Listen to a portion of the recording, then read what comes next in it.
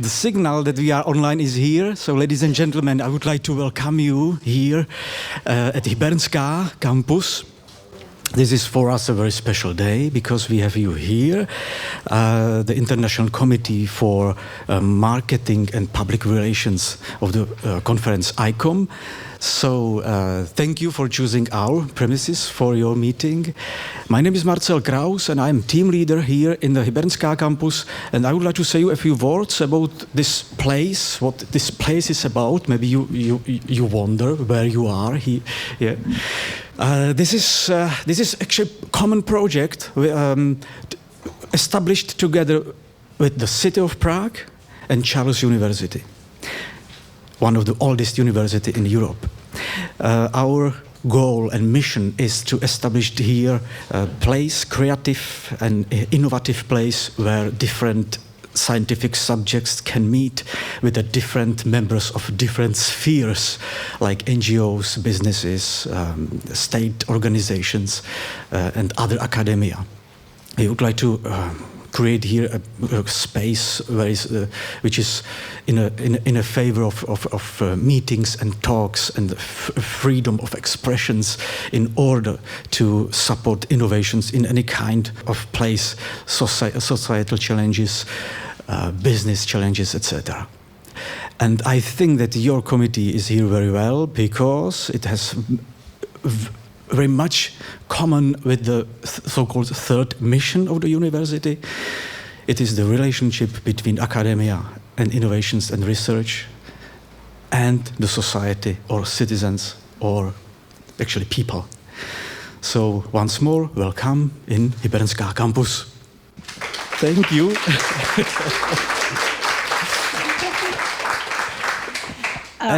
Yes. Go ahead. No, I would also like to say hello to those of you who are with us online. Yes. So, thank you, Marcel. I mean, this is a very exciting place to be. We were at an older institution, and now we're in an old building with a young spirit. So we're very, very excited to be here. Your staff has been incredible. I can't name all of them. I mean, there's Nela, there's Eva, there's Thomas, there's Joseph. I'm going to miss a few, but your staff is just phenomenal. And if anybody wants to do a fabulous meeting of minds and creative spirits in Prague, they should come to Campus Hybernská. Oh, thank you very much. We do marketing. That's what we do. So I am Deborah Ziska. I am Vice President of the International Council of Museums, Marketing and Public Relations International Committee. And I want to welcome, if we have followers around the world on YouTube, thank you for joining us today. We're really glad to have you. You can follow our program on our website at ICOM-MPR, ICOM-MPR. We have a website, and you'll find our program for Prague there for today. I also want to thank my Prague Planning Committee. It's all women. No surprise, right? Anastasia Beliciotti, who's here, Joy Sin, who's in Taiwan. I know she's watching on YouTube. Cecilia Martin, Yuchien Chang, who you will see later on. Lucimara Letelier, who you'll see later on. Anna Dentoni, and Susan Vanslot-Kuhlman. And of course, we had the support of our treasurer, Bjorn Stenvers, and Matthias Henkel, our president. So this is the 26th ICOM General Conference here in Prague. The theme of this year's conference is the power of museums. And for the past week, we've had 30 speakers from more than 20 countries speaking about how to inspire, how to engage, or how they've inspired, how they're engaging with their audiences around the world. Today, we will explore from many perspectives how we can get energized now that we're inspired, now that we're engaging in conversation. We're going to get energized today. We're going to do a manifesto. We're going to hear from more speakers. So we're going to get energized and excited and develop a manifesto about how we can take action when we go home. around the world with our museums. You, as a museum staff person, as a museum worker, you have the power. Our museums have power because of you. Today, communities face environmental crises, pandemics. Pandemics are going to go on forever, we know that. Violence, and some lack access to basic needs, civil rights, education, or economic opportunities. So our presenters, our panelists, will tell us how marketing, public relations, membership, fundraising, communications, publications, all the communications fields are enabling their museum to respond to the United Nations Sustainable Development Goals, how to turn ideas into effective community relations and actions, and how to collaborate with new partners to engage in meaningful activism. So today it's my pleasure to thank you to Campus Hibernska once again. And yes. Thank you. Thank you very much. Just a small question. Do we have still time or not? Because we have a lot of time. I'm interested in one thing. So you know us already, but I don't know you. Can I ask, you know each other in this group? Or it is first meeting Lucimara, for you two? would you like to get the microphone on the table, please? Yeah. And it's already activated. You don't need to push anything. Yeah. And in case we have any speakers from the audience. Okay. Yes. Can you please for me hands up of those of you who are coming from North America, for example? Okay. South America. Wow. Asia. Okay. Europe. Okay, we expect that. Neighbors countries around the Czech Republic, Germany, Poland, Georgia's Austria, here, I know. Slovakia. Yep. Okay. Thank you. Thank you. That was it. Thanks. That was a good question. Thank you for asking that. Yeah, we have a lot of countries represented here. Yeah, that's Australia. Maybe I forgot. Is someone? Okay. Australia's not here today. Central America. Central America. Africa. Costa Rica. Africa. Yeah, we have a speaker from Africa, from Kenya, coming later. Yeah, cool. Yeah. Okay, thanks. Now we're going to start, as a matter of fact, it's great that you mentioned Latin America and Asia and Africa, because we're going to start our morning with Voices from the Global South. Lucimara Letelier is an ICOM board member, very active, from ICOM Brazil. And she's also the director of Museu Vivo in Brazil. Did I pronounce that right? Museu Vivo in Brazil. And that is a consultancy in sustainability for museums. And she has worked for 23 years. It doesn't sound possible, but 23 years. She looks so fabulous all the time. In the sector of arts, culture, and museums. So I'm going to pass the microphone on to you, Lucimara, and I'm going to take away. The program is now yours.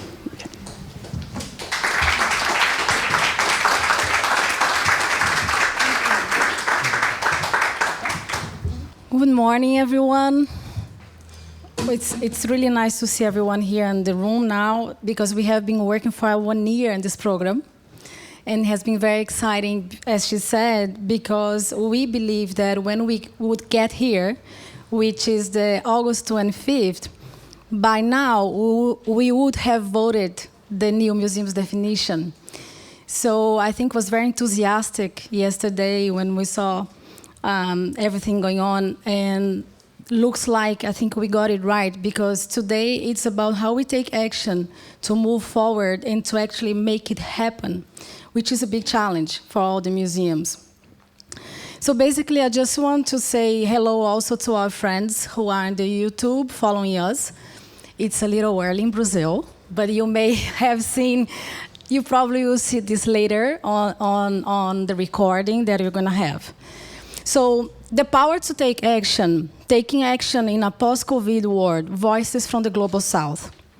Thank you, my ICOM-MPR colleagues from the board, especially Deborah Ziska, who is the chair of this organizing committee and who trust us to bring the Voices from the South and also to commit that South America and Africa and other places could speak about what they think about this implementation now of the definition. Thank you also to the Campus Rybenska, I hope I pronounced it right, because the staff has been very helpful as well. And thank you all for the presence. We have been working this program, and I'm very happy that this is happening now. But it was great to see this week in ICOM Prague how everything is tied up to what we are going to do this here today. And I want to highlight some areas of the new museum's definition that perhaps will concentrate on the debate today, and we may concentrate as well on the manifesto activity today that we'll be running with Cecilia Martin and our colleagues. And you are all invited to join us at the manifesto in the afternoon. So please stay and bear in mind that this can be very helpful to the all ICOM community. So I highlight some areas of the museum's definition. In the service of society. Museums are in the service of society, accessible, inclusive, foster diversity, foster sustainability, work ethically, and with the participation of communities. Although the definition of the museum is, I understand, and I think we understand this is a vision. We want to get there, and we need to discuss how we're going to get there. We all believe, I guess, museums should be doing this. But for that, we need to act now in the present moment. And there is some work to be done in order to reach that. And the global north and the global south have their differences, but now they have a common ground to work with. How we as museums professionals will take action in these areas, and what changes are we willing to make in order to take responsibility and commit ourselves to what is required to achieve these goals. So this is our question for our panel today. And it's my duty to explain you how will be the dynamics of this panel, because if you have questions, you should get them prepared. And because we collect them at the end, we hope. And I will explain how this works. So this morning, we'll have a chance to hear the voices of the Global South as we invited Brazil, Colombia, and Kenya to hear what are the perspectives from the South America and from Africa on the challenge that museum will have to face in order to meet the new museum's definition. We all know it's a long way to go until museums become more inclusive, accessible, and sustainable.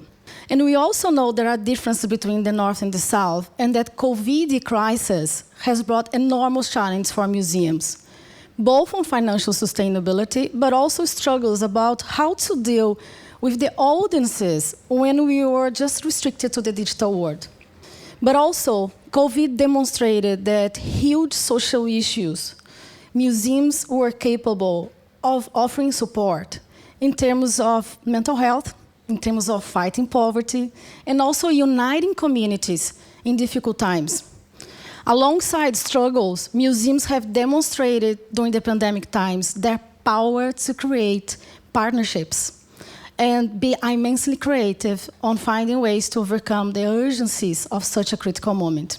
So for that, I will be able to invite our speaker now, our keynote speaker, because along that theme, she has a very strong point of a museum in Brazil that she's the director, and she'll bring the case for us.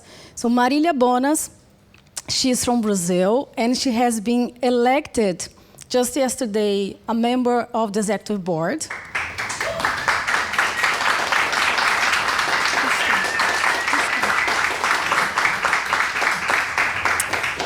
So we're very happy, and we congratulate, parabéns. In Portuguese, parabéns. So she will present the case of a Brazilian museum of Portuguese language that has taken action during the pandemic crisis, and also its current position on key society issues, on her perspectives in other museums' actions in Brazil and South America. So I will just explain that we're going to have Marilia as the keynote speaking to us. And right after her, we're going to have the panel. And for the panel, we have key questions for our panelists to answer. So each of them will have 5 to 10 minutes to give their thoughts and ideas, and then we'll have questions that I will moderate, but also collect from you all. So without further ado, I would like to just mention a little bit more about Marilia. So Marilia is a historian specialized in museology from the University of São Paulo. She also holds a master in social museology in the Lusófona University of Lisbon. And she's currently the director of the Portuguese Language Museum and the Football Museum. And she's also a director of the ICOM-Museu, supporting, of course, the president and all the groups there. So after your speech, I will explain how the questions for your panelists. And Marilia, the stage is yours. Thank you. Thank you very much. Good morning. Thank you for the invitation, Deborah and Lucimara. I'll read a text because after this intense week, it's better to guarantee the idea. So I will present like an overview and then present some cases. So thank you very much for this invitation to talk about taking action in a post-COVID world. It's an honor and a challenge, especially after these intense days.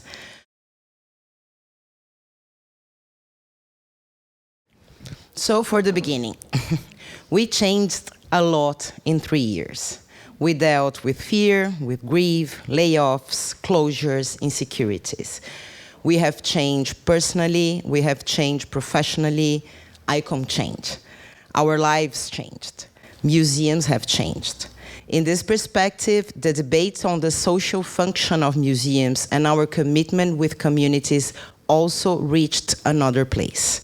So I'll try here to share some thoughts about this crossroad, the new definition and the response of the museums to the pandemic, and how this has a huge impact in how museums exist now.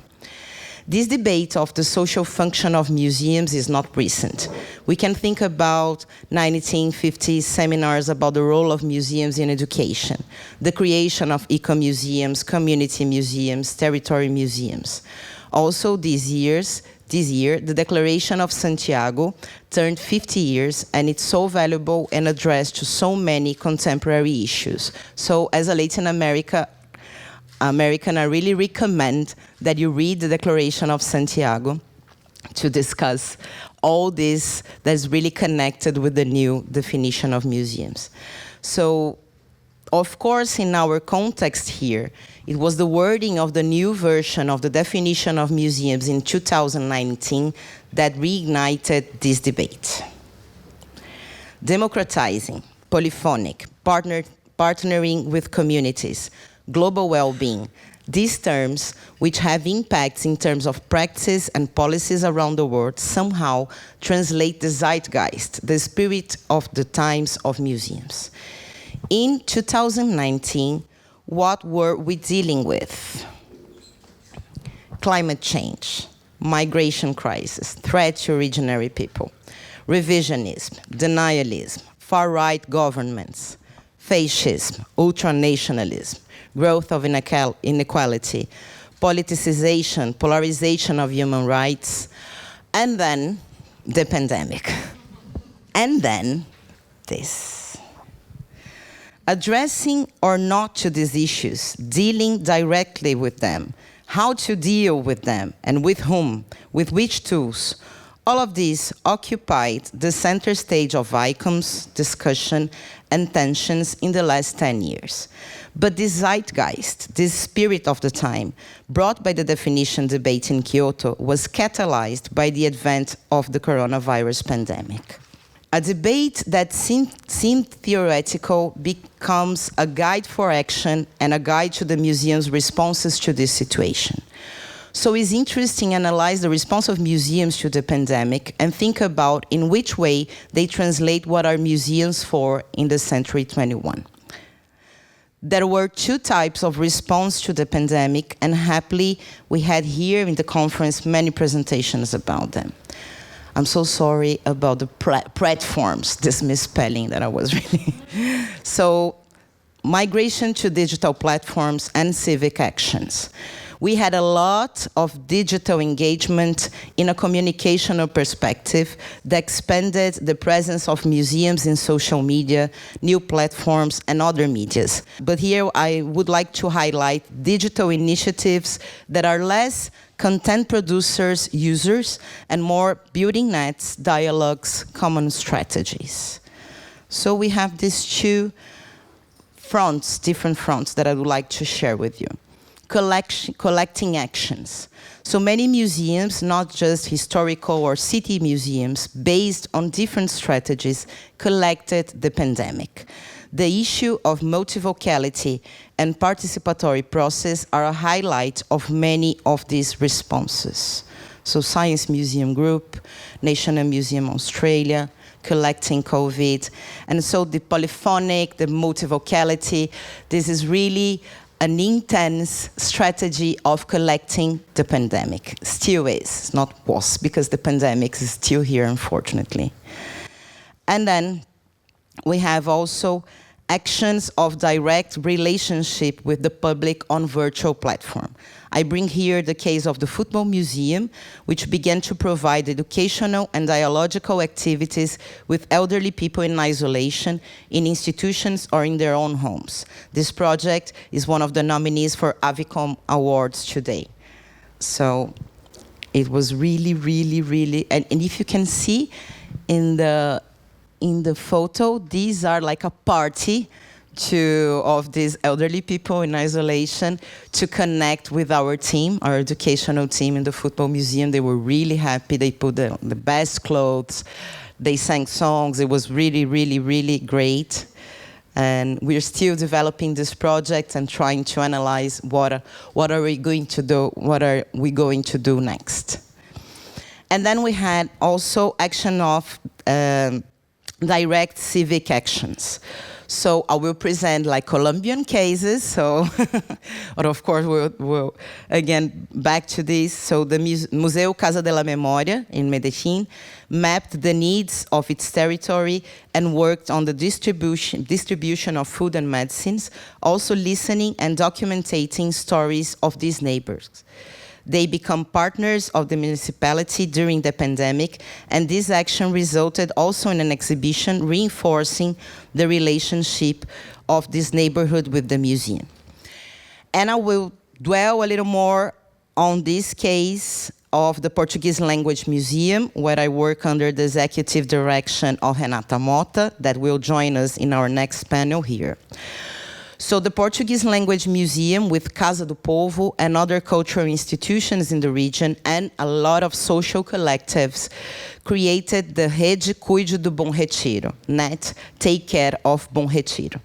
This region of the Luz, Campos Elíseos, and Bom Retiro, this neighborhood, is one of the regions with the greatest inequality in the city of São Paulo, with a large homeless population and large concentration of crack addicts, which gave to this region the name of Crackland, Cracolândia. In a territory with so many issues of human rights deprivation, what to do first in this pandemic context? The network in this initiative started a campaign to collect funds, food and medicines. Every week, we had meetings where the social collectives decided where to prioritize the applying of funds and resources. In a division between their emergencies, they share, they split, and prioritize. So we need this now, and next week we'll see what's the most urgent issue to deal in this context. Every action was carried out horizontally. This network action was the basis of our Neighbors program that the Portuguese Language Museum has today, which has more than 65 institutional partners just in this territory, and seeks to stimulate network actions between cultural institutions, health institutions, and social assistance institutions, among other things. Other cases in Latin America, so the Museu de la Memoria in Chile hosted a communitarian kitchen to neighbors in need, and the Immigration Museum in São Paulo articulated also many campaigns to help immigrants and refugees in need during the pandemic. ICOM and several committees also positioned themselves, organizing webinars, toolkits, that in a way prepared us to create new strategies of support and engagement. So leading me to the end of the speech, the end of the panel, the new definition translates significant changes in the attitude of museums. The pandemic made them practical changes, not theoretical. Today we can say that the social role of museum is in a different place, a place of action. So thank you very much.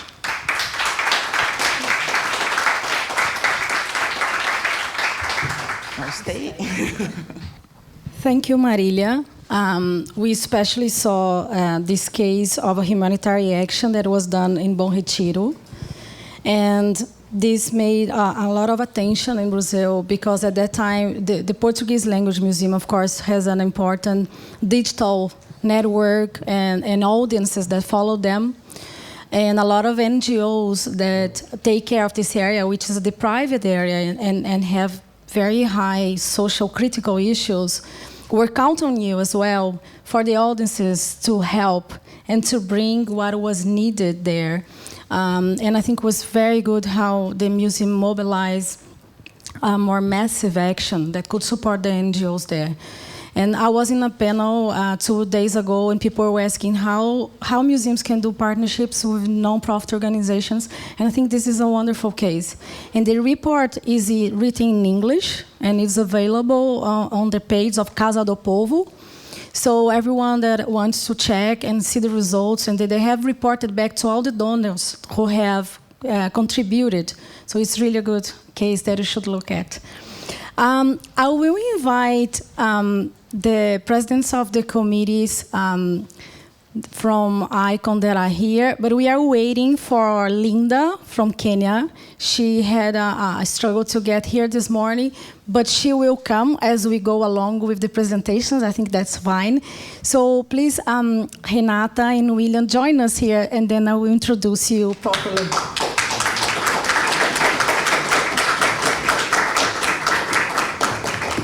So I think for the purpose of this panel, we would have a chance now to hear from president of ICOM national committees. What is their duty also to contribute to their community of museums in each country to then enhance the critical issues and see how the challenge for implementation of this new museums definition. So I will just raise the 2 questions that we want them to address now is, if we look at the past, how the pandemic has challenged museums, let's say from Colombia, and let's say from Brazil, and how the Global South would then, they respond to community needs for greater accessibility, inclusion, diversity, and equality in this critical moment. If you look now, moving forward to the future, the second question is, what is your perspectives from the South on how museums should proceed on the new definition of museum, and what are the particular challenges that you think Colombia, Brazil will face that you think are particular to this area? So each of you have like 5 to 10 minutes. Because then we have time also to chat and to discuss with the audience. We're going to have microphones here because it's a nice environment to discuss if you have questions afterwards. So I will introduce them, which is my pleasure to introduce my ICOM Brazil board member. I'm also a board member of ICOM Brazil, and Renata is the president. She has a bachelor in architecture, and she has a master and PhD in museums and heritage studies. And since 2020, she has been the executive director of the Portuguese Language Museum, where also Marilia works. So we all hold different hats, multiple hats. And in São Paulo, previously, Renata was also the director of the State Museological Heritage Preservation Unit. So taking care of the public policy for the museums in the state. And William Gamboa is the president of ICOM Colombia. He has 23 years, like me as I own the field, but he has 23 years as a conservator of cultural heritage and museologist and cultural manager. And currently he's the director of the bachelor program in conservation, restoration, and cultural heritage. So since we heard Brazil, I think I will invite Colombia. and then we go back to Brazil. Is that okay? Thank you.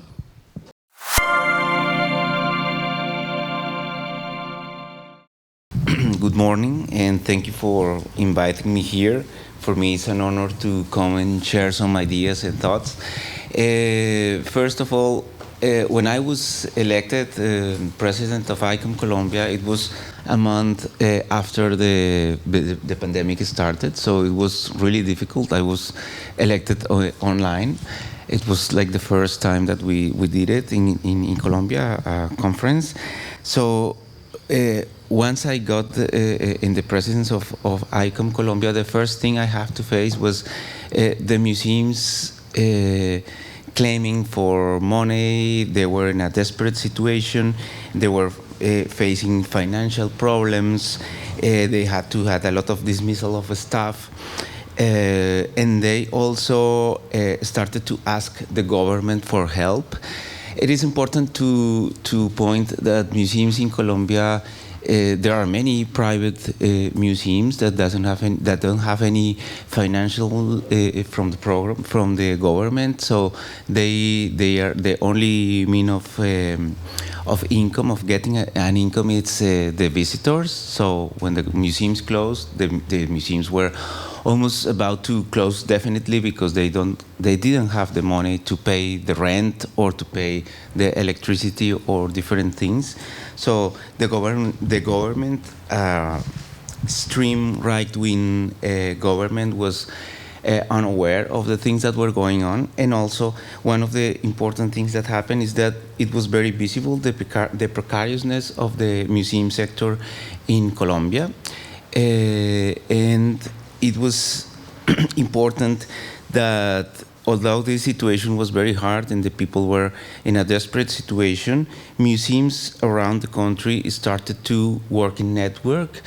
They normally work in networks, but the networks were very strong in this moment, and they could manage to, by uniting all the museums, they ask money for the government, and they put a lot of pressure in the government, so the government had to respond to that problem.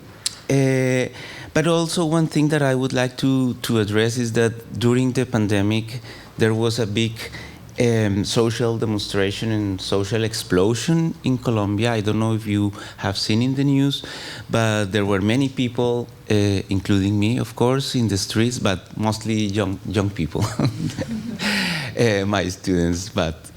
And it was really important how museums could decide to stay on the barrier or taking action. And I think this is one of the most important aspects of the questions that you made us, and is how can museums contribute to get this social change, to help a change in the society, or if the museums can just be neutral organizations thinking that we are devoted to beautiful things in the past or something like that. And I think that one important thing that happened in Colombia was a strike, the first national museum strike. We in 2020, we decided not to commemorate the International Day of Museums because we, as ICOM Colombia and the museum sector in general, were really worried and really,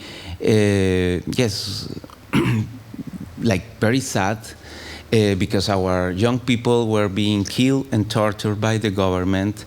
So we cannot be just saying Happy Museums Day and that's it. And it was very important to ask museums to stop, to close, and say we are in favor of the demonstrations, and we as a museum sector are not neutral. We cannot pretend that we are not aware of the social problems, especially, and I think this is one of the important aspects of this panel, I think, is the difference between the North and the South. And if we are talking about Colombia, a country with a lot of social problems and a big gap between poor and rich, and a lot of social issues, we in museums should be agents of social change and not just be there sitting and watching and pretending that nothing's happening.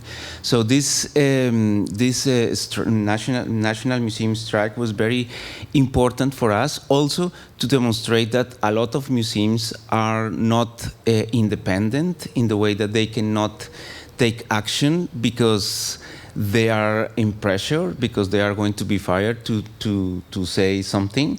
So there were a lot of museums that they were, no, we cannot, no, we rather prefer to stay here, not to close, not to do this, not to do that.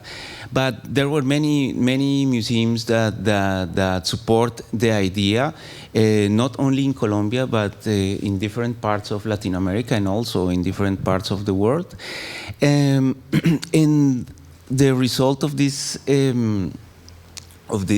national museum strike was like the society, the youngsters, they were really like they felt the support of museums, and I think that if we want to change and to implement this new definition, we really have to take the theory and put it into practice. Otherwise, in paper, the definition is very interesting. It's beautiful to say, we are devoted to the society.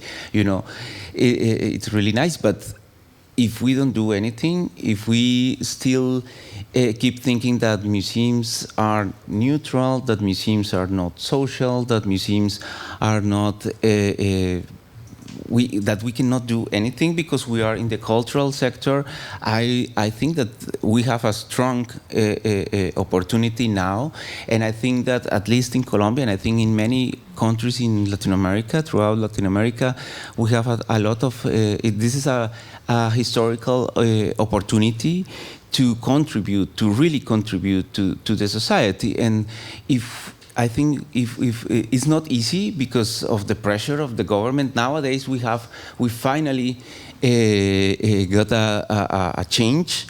I'm very happy, and we expect, as we expect with the definition, to achieve a real change in museums, where museums can talk freely without being worried of getting fired or getting budget cuts, because they there to speak and to say that they are not in favor of the government, or that we need to engage with communities, with women, with indigenous, with Afro-Colombian people.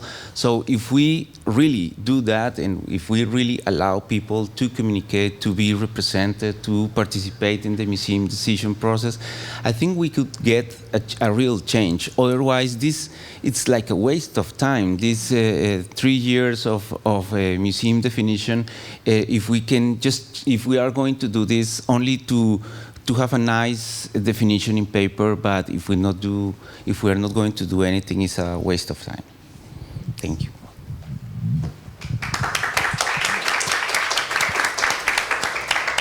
Thank you, William. And I'm glad you mentioned the strike, because one of the things we want to discuss with you, with the questions, and what the impact this whole call for museums as agents of change, the impact it has on the people who work in the museum.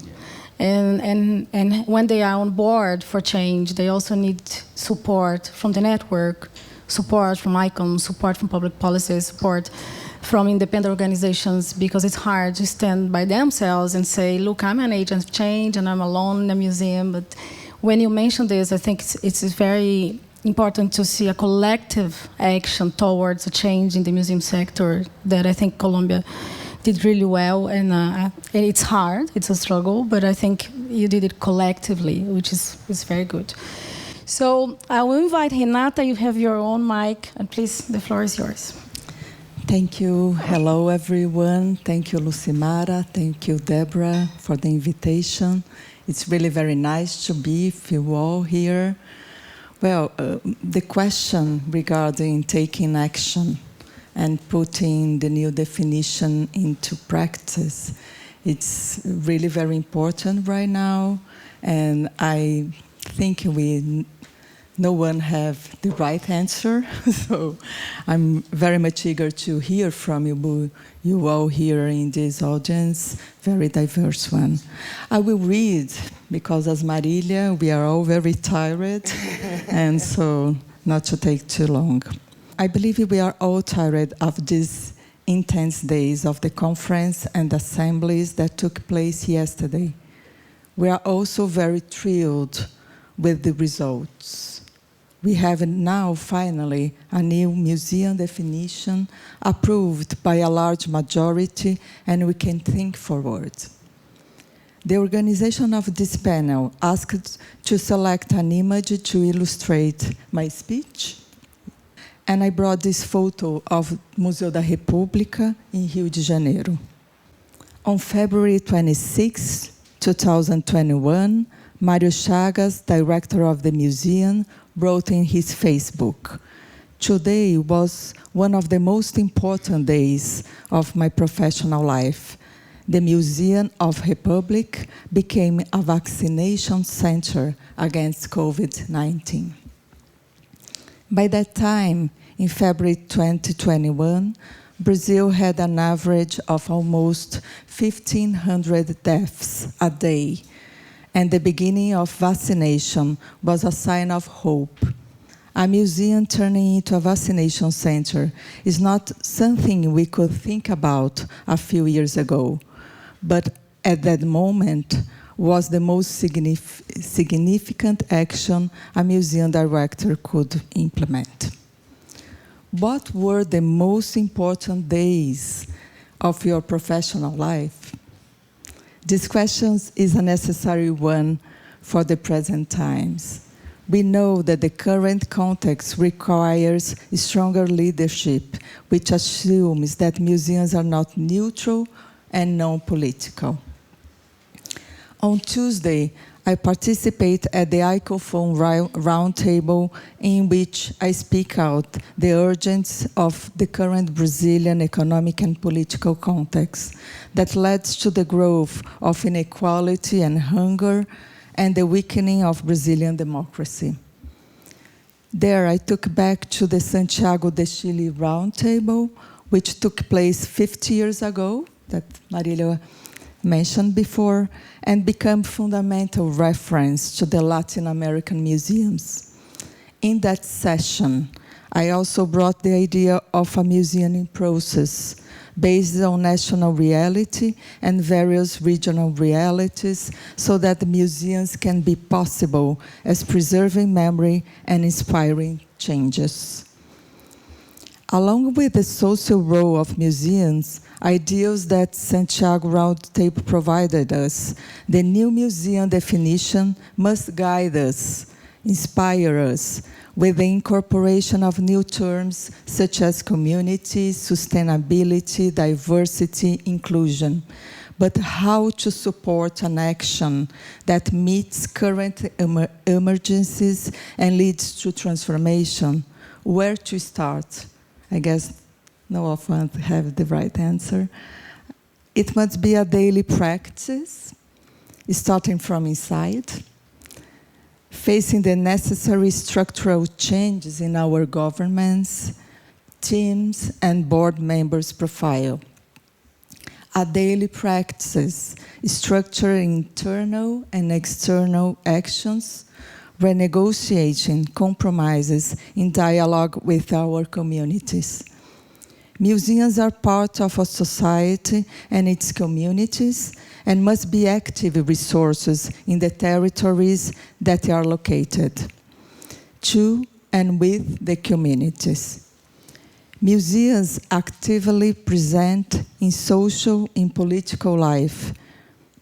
In the current situation of the growth of hunger and inequality we see in Brazil today, we must welcome the vulnerable in articulation with social services and other governmental instances, guaranteeing social and cultural rights.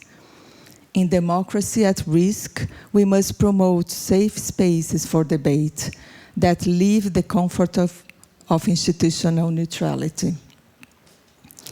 Assuming, as to say, a political dimension of museums. It's not an easy way. That's an important point I would bring it to here. Not really activism, but a political approach of our museums.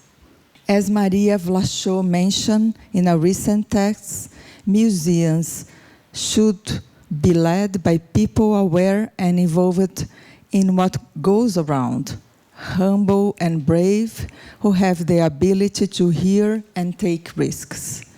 But how to establish this strong leadership? At the beginning of pandemic, ICOM-Museu conducted a survey with museum professionals. At that moment, in 2020, 1 in 5 professionals in Brazil felt emotionally fragile, and 1 in 3 were distressed in relation to their professional future. In this sense, museums need to guarantee and transmit security to their professionals, supporting them. On the other hand, more than half of professionals want to be more active in building the future of museums, contributing to projects and solutions to this moment of crisis. The vaccination center at the Museum of Republic is a political action, from the perspective of an attention that the museum gives to the surrounding community, acting as an active resource of the territory in which it is inserted, working across sectors to truly serve the society. It is this brave activation of the museums that may be necessary in the present times for the demands of the society today, for greater accessibility, inclusion, and diversity. Thank you.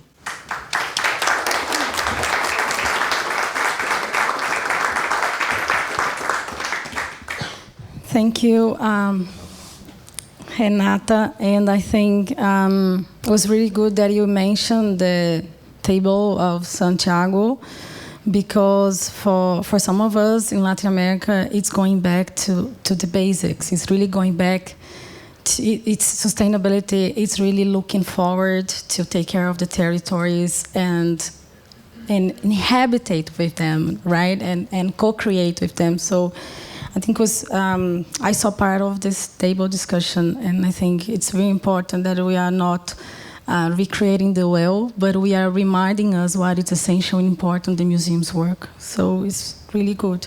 I think I'll bring to some questions now to warm up them, but just stay up for some questions that you may have. I think the first question I want to bring is the sense of urgency that came up with the pandemic, and this image, it's great of demonstrating this, because there were times when museums were called to do humanitarian actions, and many times we as museums discuss, should we? Is this our role? Perhaps this is the role of an NGO. It's the public policymakers, not our role. And I think during the emergency of the pandemic, museums stepped up and said, we must be there and we must do it. So I just brought a short thing here saying, a reflection for us, that when museums were closed and our countries were devastated by COVID, many articles in museums and many debates were saying that the museum would change its role because it was already function a different way, and this was no way back anymore, and especially supporting the health issues. And this period was compared to the context of the Second World War, when museums were called to step in humanitarian actions. And I quote here the Isabel Whiteleg author, that she mentions that museums were the center of helping NGOs with mental health, and museums and cultural centers were space for social life, collective enjoyment, and leisure. But also, they were taking care of being more space for democratic access from public and community participation, because they just had to do so when the urban cities were devastated by war. And COVID was compared to that. But how do you feel now that some museums are just going back to normal, or do we still are on track to actually continue working on social work and being there for mental health and for humanitarian actions? And so we're not willing to go back to business as usual. We want to take this learn forward. And do you still feel this urgent call of museums for social work on the front line are present on the practices of the museums, or our pandemic call looks like something that is in the past now? How do you feel about this? Well, I think that it's impossible to go back to normal without learning anything, especially in our country. I think that one of the most important outcomes of the pandemic was this connection with the surroundings and the communities, because a lot of people, a lot of museums worked for tourists and for maybe students and other groups, but they have forgotten about the people that were in the surrounding area. And I think that now the museums are like kind of doing a lot of things for the neighborhoods, for the people in the areas. And also I think that I don't think that the internet and all the Zoom and all these digital options are a complete answer. But it's a very interesting mean in the way that now a lot of museums are doing a lot of programming in via internet or digital or ways. So I think it's not. We are not going back to normal. I mean, now it's a new normal, and this new normal, I think, should. That's why I was saying that we are facing a really historical opportunity in museums, but because I don't work in a museum, but from the academic vision, I think that we now can contribute in many ways in all the things related to mental health, leisure, and ways of promoting culture as a way to, it's like going to a park or going to a theater or going to a concert. We can contribute also in that aspect. Well, I think in a way, a lot of participatory things in museums are now a trend, not necessarily a value. So what I observe in Brazil is that part of our museums developed really strong actions in the context of pandemic. A lot of museums survived in the digital perspective, but not necessarily. It's really tricky to talk about democratization or access when we are talking about internet in the global south, because if you have a content on a social media and you have a family that has one phone and access to internet, how they're going to reach this content and how this is a real dialogue. So there's a lot of things that about this idea that is really comfortable to say that museums widen their audiences in the digital platforms, because in a way they're reaching other audience, but not necessarily the audience we want to reach, because not necessarily they had access or interest. And then, so when we are talking about this, it's not necessarily a priority to a young, young teenager of the northern region of Brazil that, I'm going to reach the Portuguese language museum in Instagram. So, in a way. But I think that the response of, even in marketing, the response of media to these social actions of some museums in Brazil was so good, was such a value, that a lot of museums are flirting with this, less as a value or a mission, but more as a trend. as decolonization is a trend. And so not necessarily real committed with these values and this mission. But I think this is really interesting also, and I'm glad this is a good trend.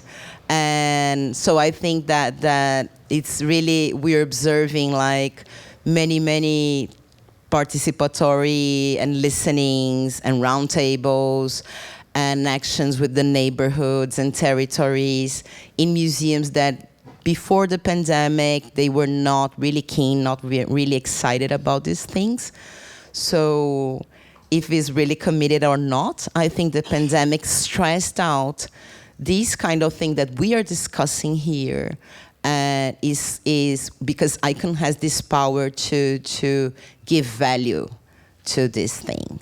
So even if the museum is not really connected with these issues, they know that it's nice, they know that looks fine, and they start to develop projects like that. And of course, the result is, it's great, even if you're not in the leadership, in the managing perspective, you're not really committed, but you give space to your teams and to develop projects like this. So I think that the pandemic, a lot of Brazilian workers, and we saw this in our census, when we developed this research, that a lot of Brazilian museum workers wanted to do more things, practical things, but they didn't have the support of their leadership, of their leaders, the managing, because of the risks. So if you're getting COVID because you're doing some, I don't know, donation, direct donation, the museum cannot be responsible legally.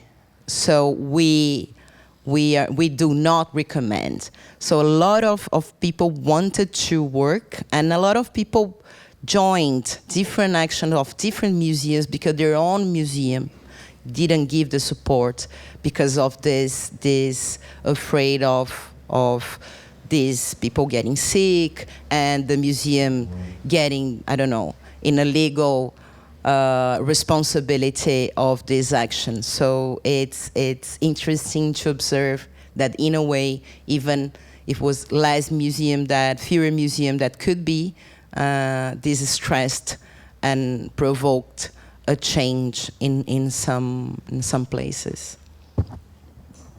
Well, I think museums are not going to be back to normal anymore, and we should not let them to be back.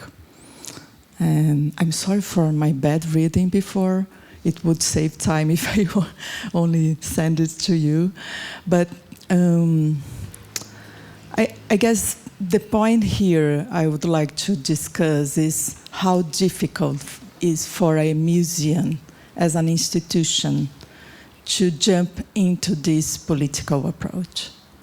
So it's not easy for any of us as museum professionals, museum directors, because there are a lot of gray zones. There are a lot of maybe dangerous.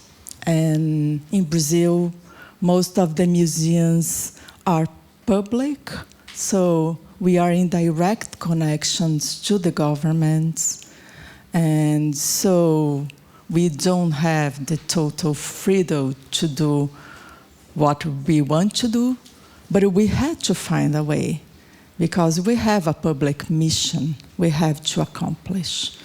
And this public mission means that we can't really not to be aware of our communities, that many of the times our museums are in the downtown most of the time and in big buildings. So we have to activate these buildings as an important resource to transform society, to impact these territories. But it's not easy.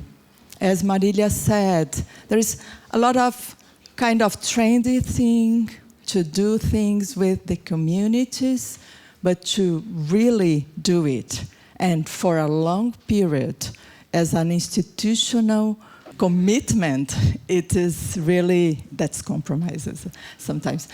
commitment, it's really very difficult.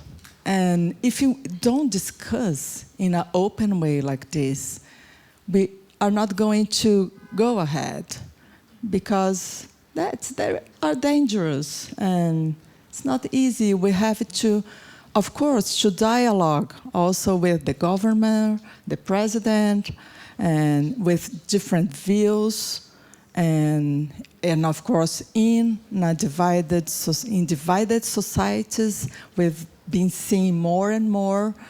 So just to put that into discussion, I would love to hear you about this perspective. Thank you. Thank you, Renata. I think Linda came in a very warm and hot discussion, and important, about how museums are taking action, and sometimes it's very difficult when you have a political position in places where it's very hard, especially with the public policies we face. And I think Renata brought an important point, and museums professionals cannot stand alone on specific positions. And being an activist museum, it's a long way to go and fight. So let me tell you, we just listened our keynote, Marilia. She explained how the Portuguese Language Museum has done humanitarian actions in São Paulo. And then we heard William from Colombia and Renata addressing how Colombia and Brazil have been leading, supporting the communities during the pandemic times. So we can either go to a question now from the audience and then go back to you, but your picture is there. And if you want, we just would like to hear from Kenya and from you, from your perspective. What do you think we have the legacy from the learnings of the COVID time? And how do you feel like the perspectives from Africa, from Kenya, of the new definition implementation, of the new museum's definition implementation?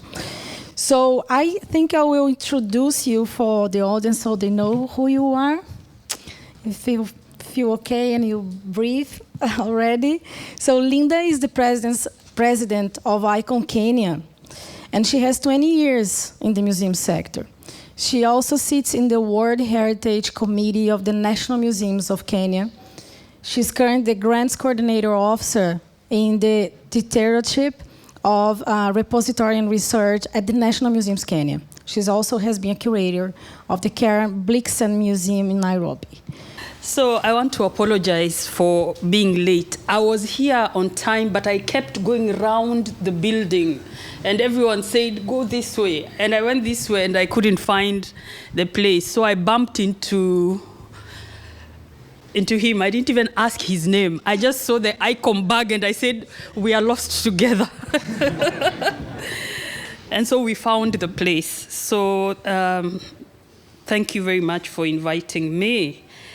When I look at the pandemic, COVID pandemic, we were exposed as the global south to the disparities between the two sides, the north and the south. It felt as though we were on our own, or everyone for himself. So I wish to submit to us that it is very, very difficult to see that, to see people in the south suffering while the north take care of themselves. I made a few points here that globally, the global south has been understood to be less economically developed. Politically, we are not influential. And culturally, we don't tell our own stories. So you find that our stories over the years have been told by others. And this pandemic had to teach us that we have to start writing our own stories from now henceforth. We suffered this pandemic like others, but we shouldn't allow others to tell our stories. So this is the starting point. We have to deconstruct the stories that are always told by others about us. Secondly, many a times you find our perspectives are not taken seriously because we are not the largest voice in the room. So I might have a point to make. I might have a view to make. We are considered the lesser. I'm dismissed, or we are dismissed. So for me, the pandemic has taught me the following, that we must rethink our museology as the Global South. Progress is being made.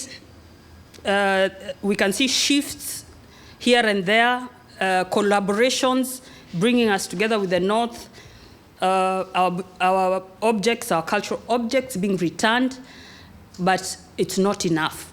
Progress has started. The notion that our experiences are not the same. We are all the human race. So whatever happens in the North, whatever happens in the South, we are all affected one way or another. So I wish to state that we are a strong region, and we need to develop and protect our communities by telling their stories, by involving them in the writing of our stories, and allowing their knowledge, their indigenous knowledge systems to guide us. Because if you look at when the pandemic happened, before the vaccine, in Africa, the older generation began to tell us how they used leaves, for medicine. So we don't have to rely on, pharmacies, but using that indigenous knowledge, people were able to take concoctions, of course, very bitter concoctions of mixtures with ginger, garlic, to get better or to protect themselves. So it means that we are civilized people and not what people have said before. So I feel that the pandemic needs to awaken us as the Global South, and then our perspectives should shed light to the world. In regards to the museum definition, this is progress. I think we all agree. We've made progress. It is not, the definition is not an end in itself. We need to note that our stories are valid and our voices matter. We just need to ensure that we don't allow the lies to continue to be told. We must take action and be heard.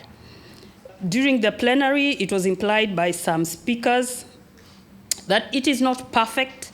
I think Inkyung said that it's not even, it doesn't cover some of the areas she wished it would cover. But we must continue to move ahead as we are the progressive side. And so the others will catch up with us whenever they decide to catch up with us. The definition, progress, but we were already ahead of the definition. So we keep moving ahead, and we need to work on the provenance issues. Let's engage those who have our collections, encourage them to confront their histories, because the history lives on. Whatever happened, we say these collections were stolen, but we must work together with our colonial masters to have our collections returned, and then we tell our stories as we know them. So for me, the definition, we must begin to interrogate how we collect, we must continue to demand for restitution, possibly compensation, for the trauma that some of our communities have suffered in the Global South. We must work towards decolonization, but not what we were told, but even our minds. We must decolonize because we still use policies that were put in place then up to now. We must change our policies so that our voices are clear out to the world. So we must also engage the young people and bring them on board. I feel like this generation is into social media, TikTok. They're not interested in museums. They're interested in other things. But we need to try and bring them on board so that as we make changes to the museum community, as we progress, that they're not left behind. Thank you.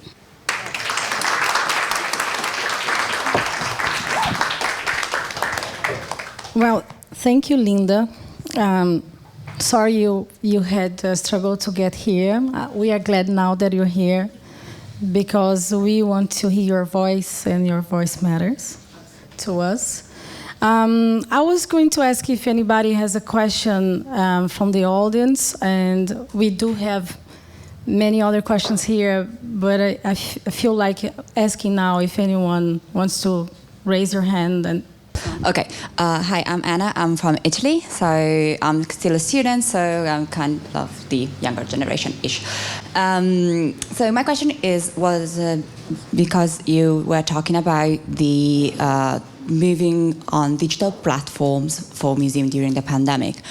And what I felt during the pandemic was that I had a bit of an overload of information and digital content. I mean, everything was on Zoom, everything was digital, and so by the end of the first lockdown, my mind went into, okay, I don't want to see anything anymore on Zoom. That's just like, that's it.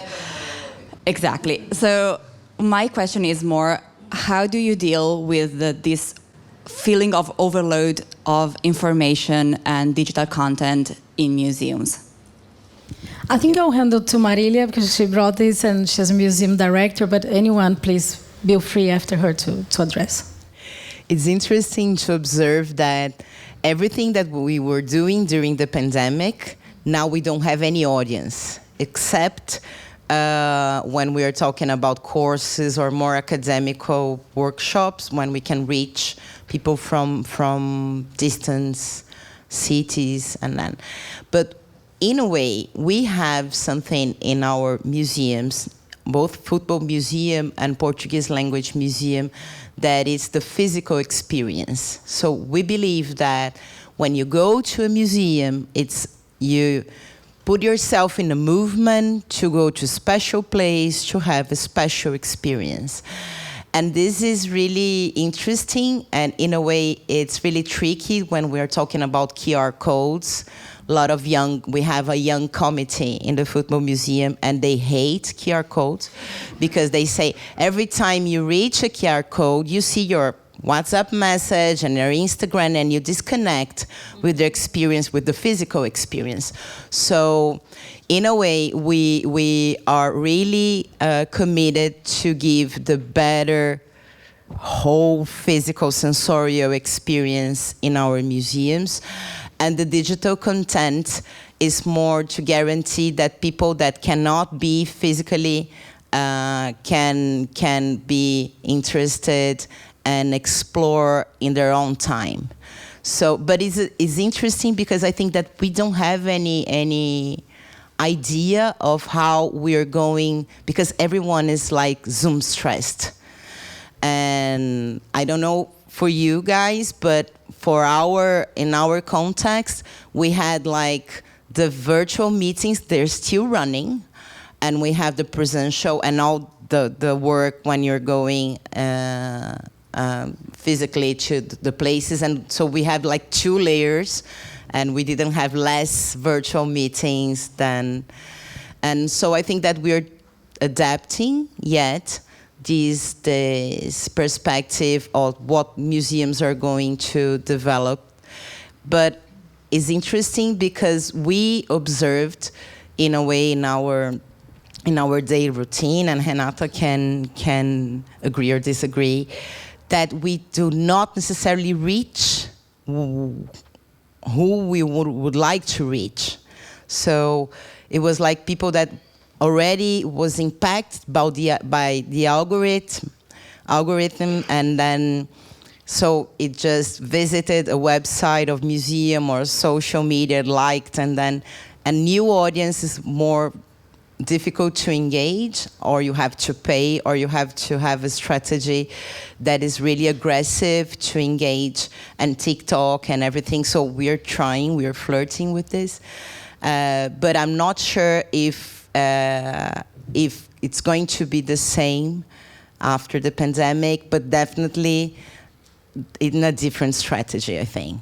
It's not, I don't think it will continue as the same strategy that we had in pandemic. I think that we're adapting, adjusting, and observing.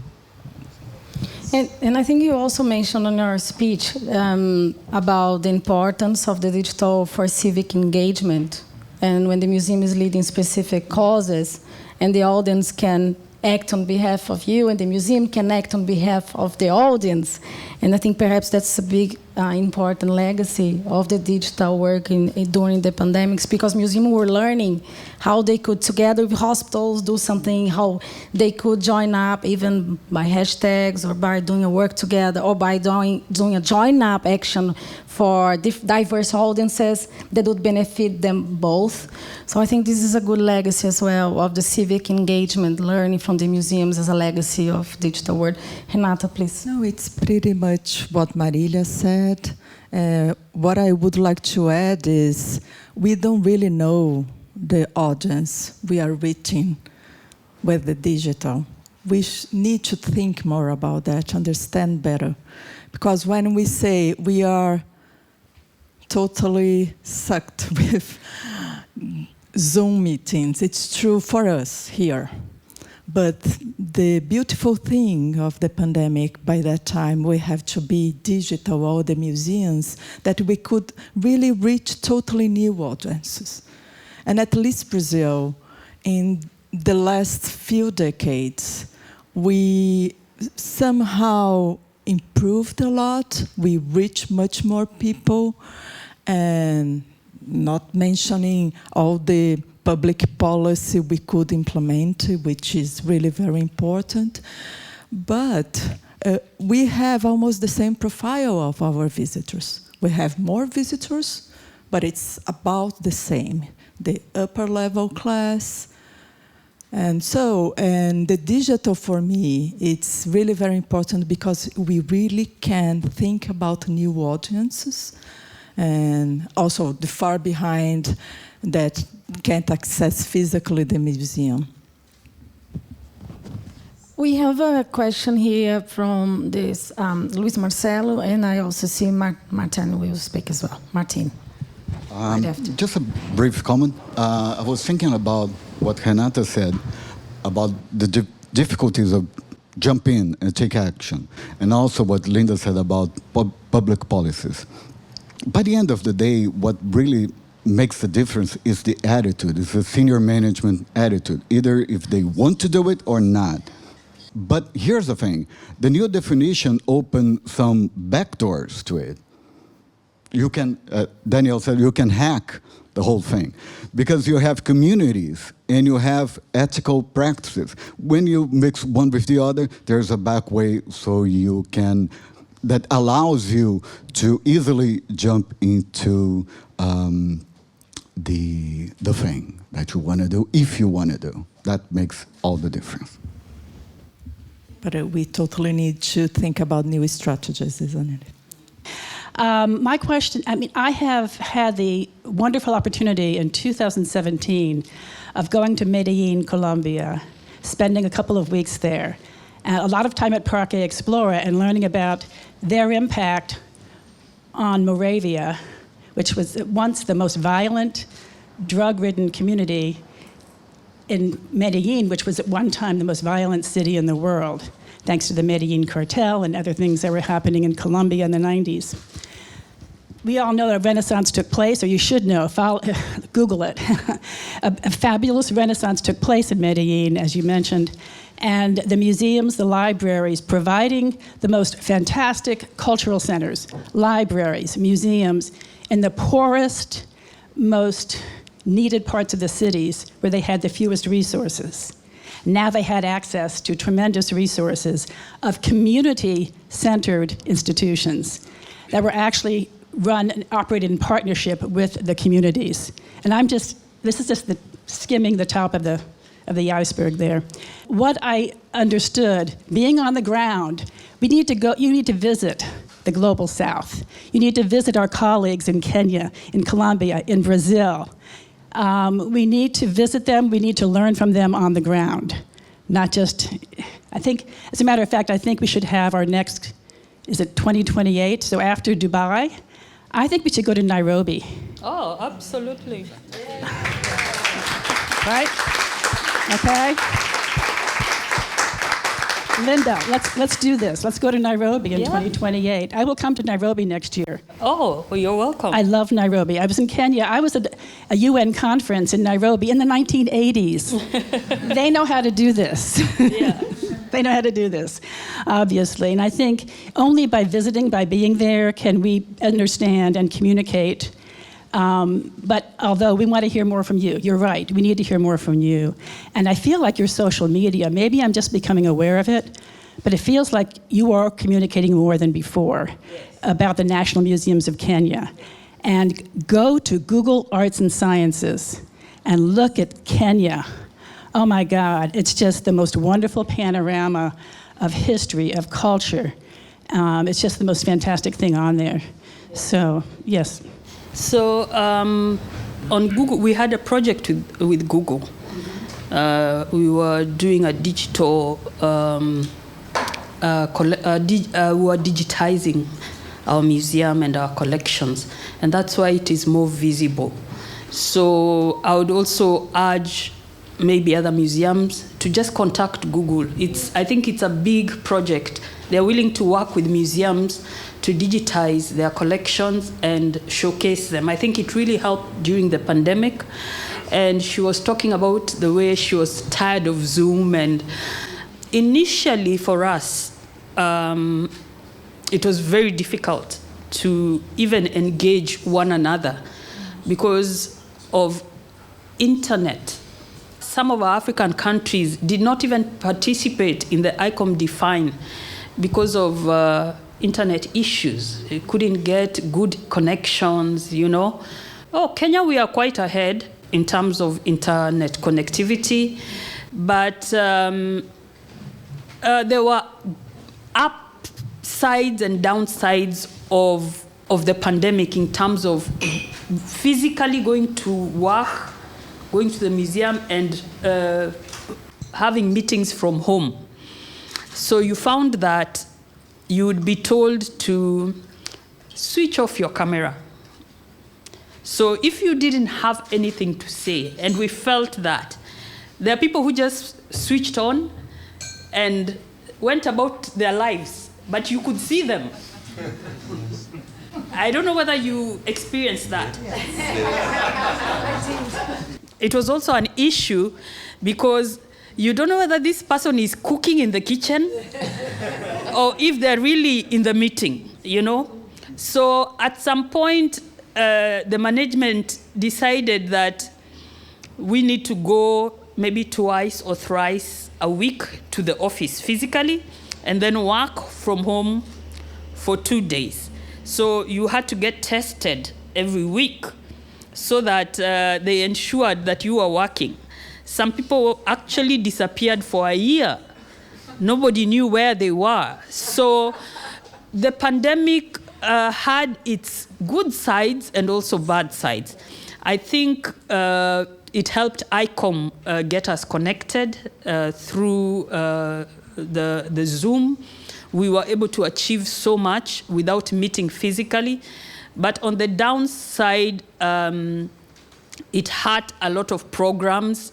Funding was little. In fact, funders were writing to us because we do a lot of research. We are a natural history museum, so art sciences, archaeology, zoology. So a lot of our projects are partnered with the Global North. And once the pandemic hit, even if you had proposals that were already being approved, they put a stop to it. So, yeah, as you guys say, it was really, there were some ups and there were some downs. So, yeah. And before I pass the mic on to our president, I want to say I was also in Rio de Janeiro in 2013. Anybody? Yes, okay.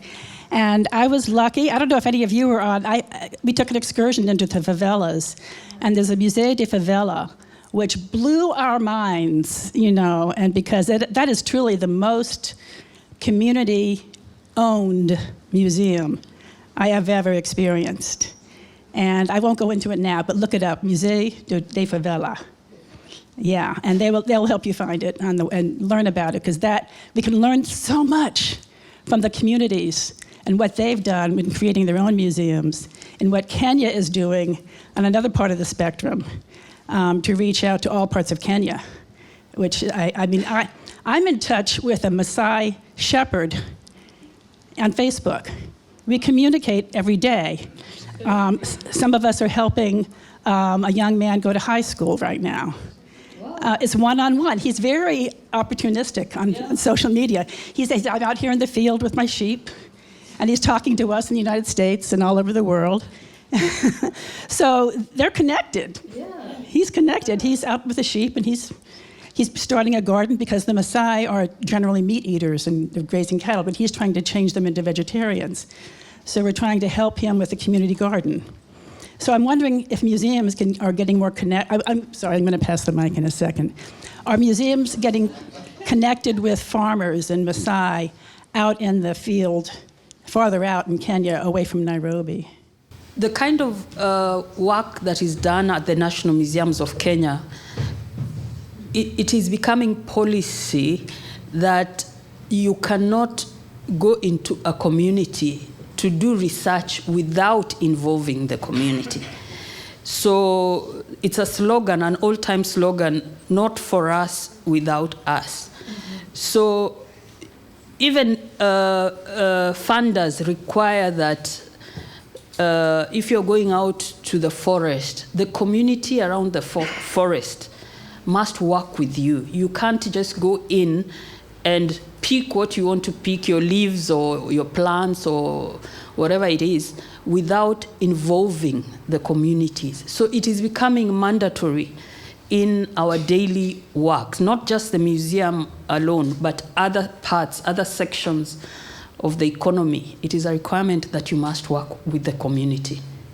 So, Linda and Deborah and all, first of all, thank you very much for being here, joining our session. It's wonderful to have you all here. My name is Matthias Henkel, and I'm the chair of ICOM-MPR. And Linda and Deborah built so many bridges to what I want to say about learning, about involving. I think when we are coming out of an analog world, we have an analog brain, and we cannot switch over to the digital without becoming digital. Museums are, in their heart, old institutions. They wear gray hair and so on and so on. And they needed 300 years to develop an analog scenography. And since, let's say, 2 years, it's not true, but we take it like this, since the pandemic, we are under pressure to develop a digital scenography. And that takes time. Yes. And we have to practice, and we have to follow the several leaders, and we have to open up our brains to become hybrid persons. Don't forget, when you are acting in the digital, don't forget the analog. And when you are acting in the analog, you don't forget the digital. That's my mission. the future of the museums and the future of the world will be hybrid. Thank you very much. Go on to discussion. Thank you.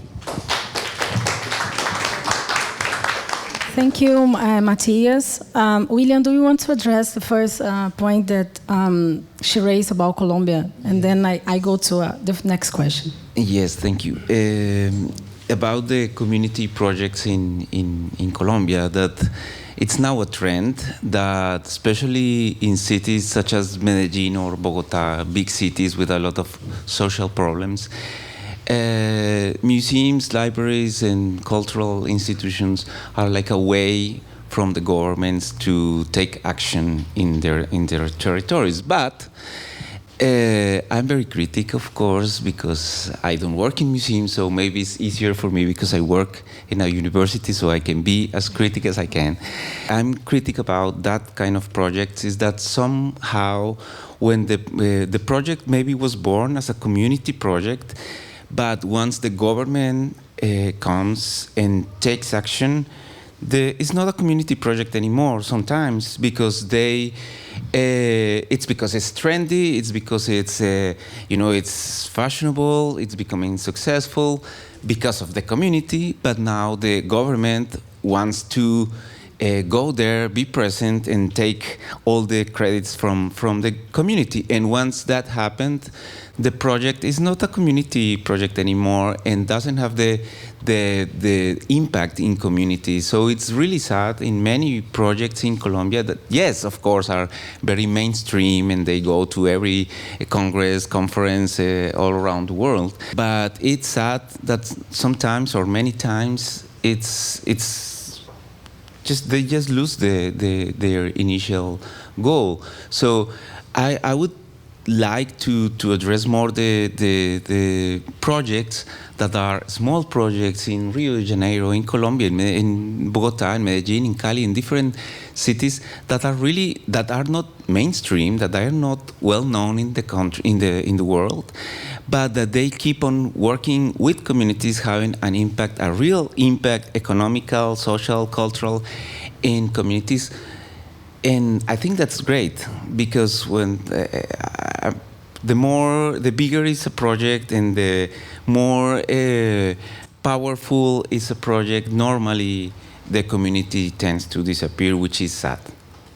I would like to add something. I think that one of the main risks of using culture like to save difficult regions is the risk of gentrification, or the bet that tourism could be the most correct strategy to give funds to this community. But many times these huge projects, they don't have the background to help the community to develop like shops and bars and restaurants, and the gentrification, it's really a risk. And in the Portuguese language museum, I think that one of the most careful and one of the most challenging thing is how do not isolate ourselves, and how really can we with the community understand their own potential, and how can they say to us our potential as a public institution. So it's not necessarily that the museum, of course, a lot of shops, a lot of restaurants, they already exist over there, but the main risk, if you don't balance with the structure of their community and listen to the community of the best strategy to support this big project, you can divide and you can gentrificate. So it's really tricky, this big project. Of course, Medellin is a case of marketing also, and it's a very successful case. So every time in every conference, we have Medellin cases, and I've been there a lot of times. And it's really interesting because a lot of time the educational teams are struggling to keep the contact with the community, and the community sometimes are really hurt about they feel a lot of time if the idea was robbed, and then so it's interesting to observe this. Let me ask you, William, something, please.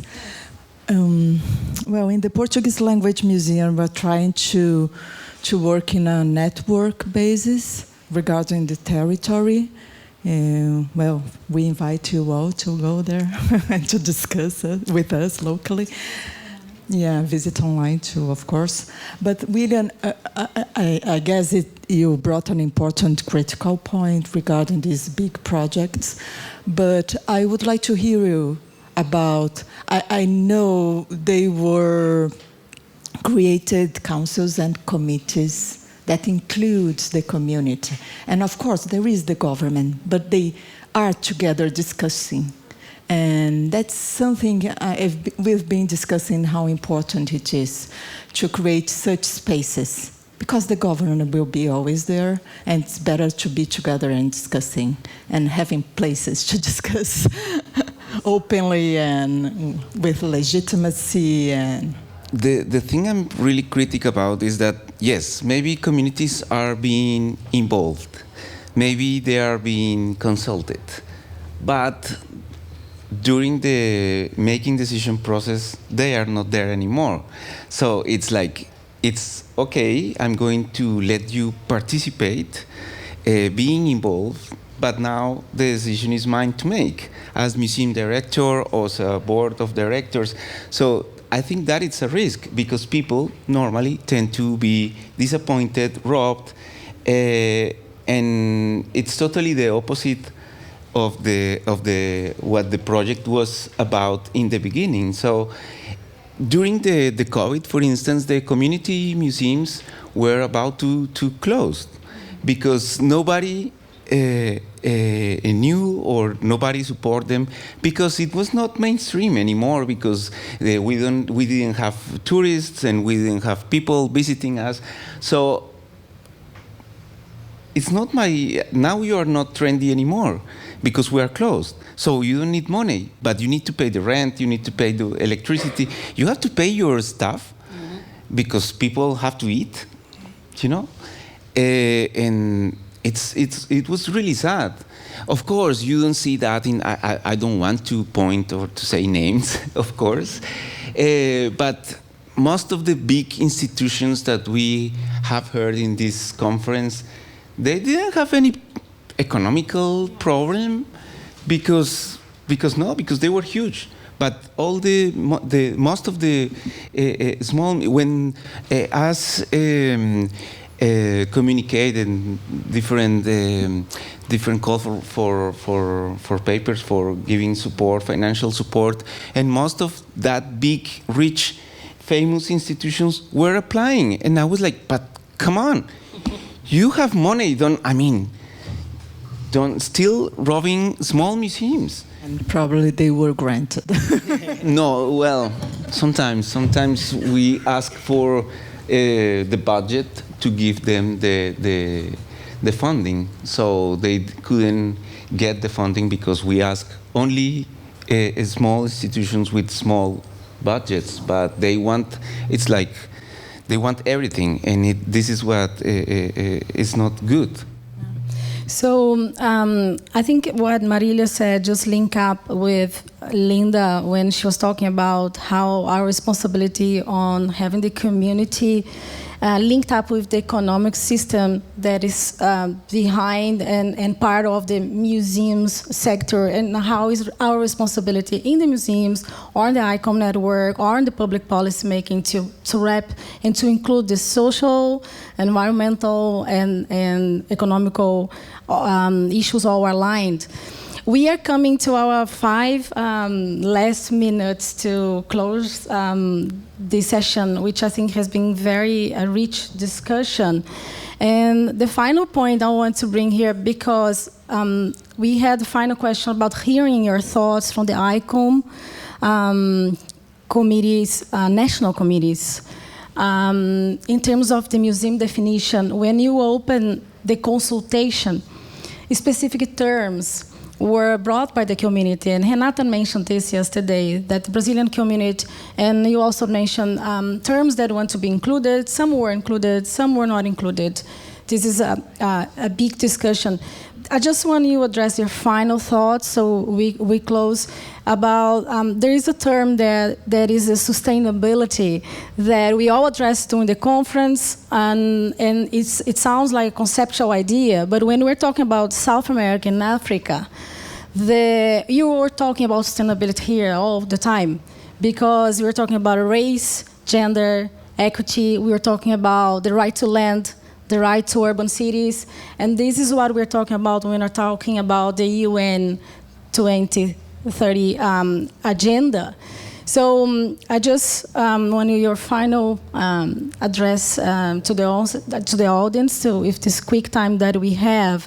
So as a ICOM committee national, how do you feel about that? Because sustainability for us is a different thing.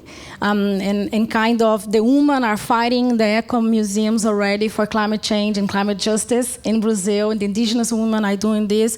And it's a real thing going on. It's not a conceptual idea. So just your final remarks about the definition about having sustainability there, although other terms are not included.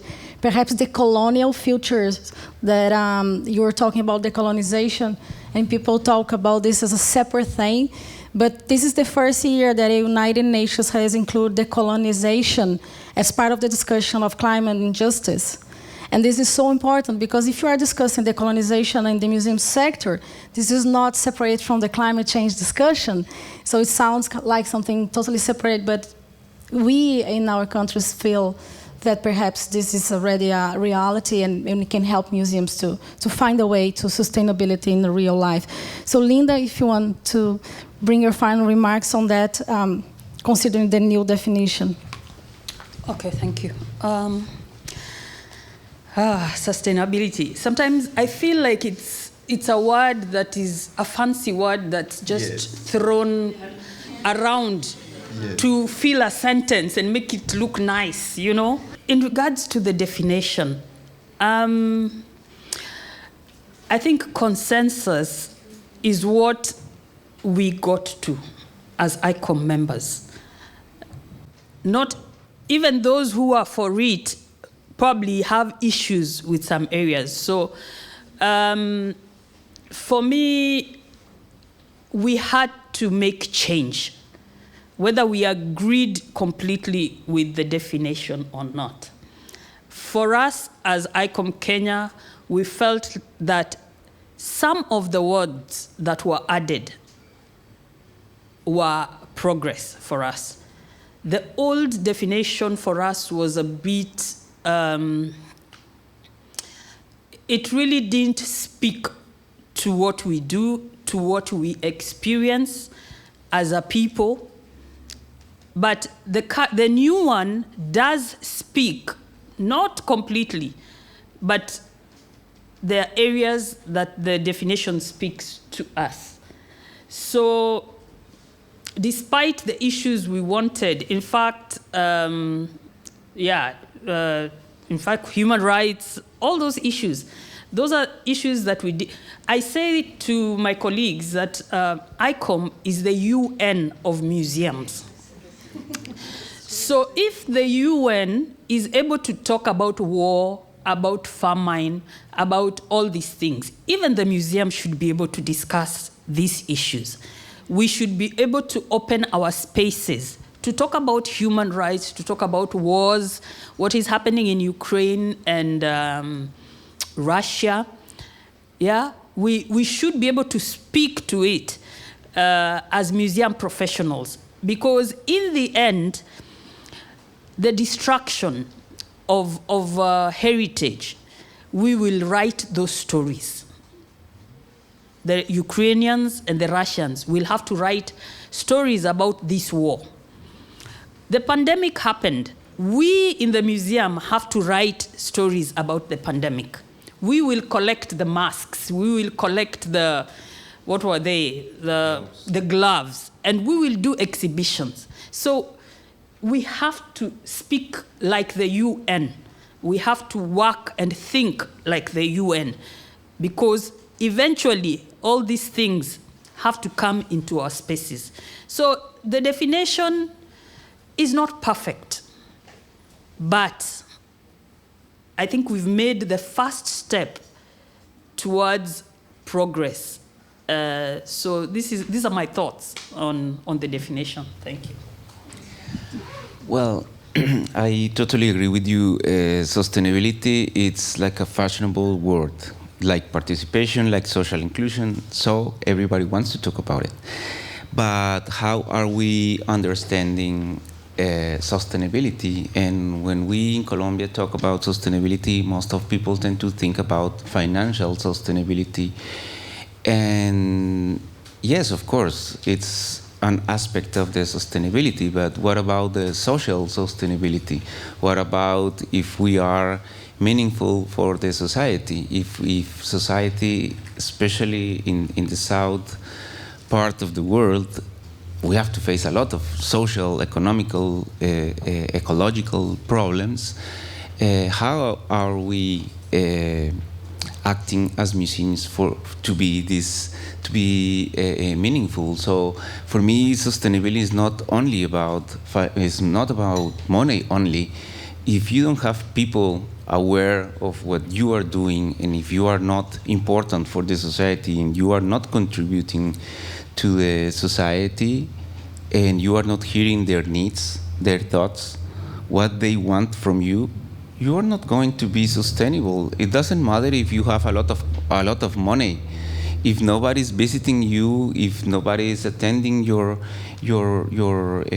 programming, it's what? It's an empty box, but it's not something that it's really alive. And museums should be alive, should be part of the society. And this is what the new definition talks about. But it's important to be critic with the word and understanding all the aspects, the environmental, the cultural, the economical, but also the social as a starting point, the social sustainability. I guess we can answer together, as we are both ICOM Brazil here. First of all, I think it's important to mention how important it is to face the implementation of the new definitions. I guess we need all to be committed to that for next steps after the conference. And it was a lot of work, and somehow ICOM was divided. And it's really beautiful to see how we could find our way back and regroup and have a new definition as a common ground. When I talked in the assembly, I brought that information that we had a big consultation in Brazil. It was really very nice. We could engage more than 1,000 Brazilian museum professionals from different regions and different profiles, different ages. It was really very rich. I hope we can translate this material because it's worth reading. And it was brought 3 new words that I think relation to what Lucimara asked.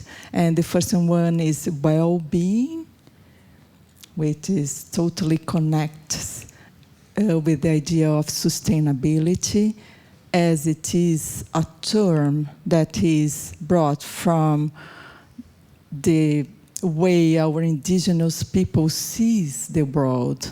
And so maybe it's a way we have to seek in our practices in our museums.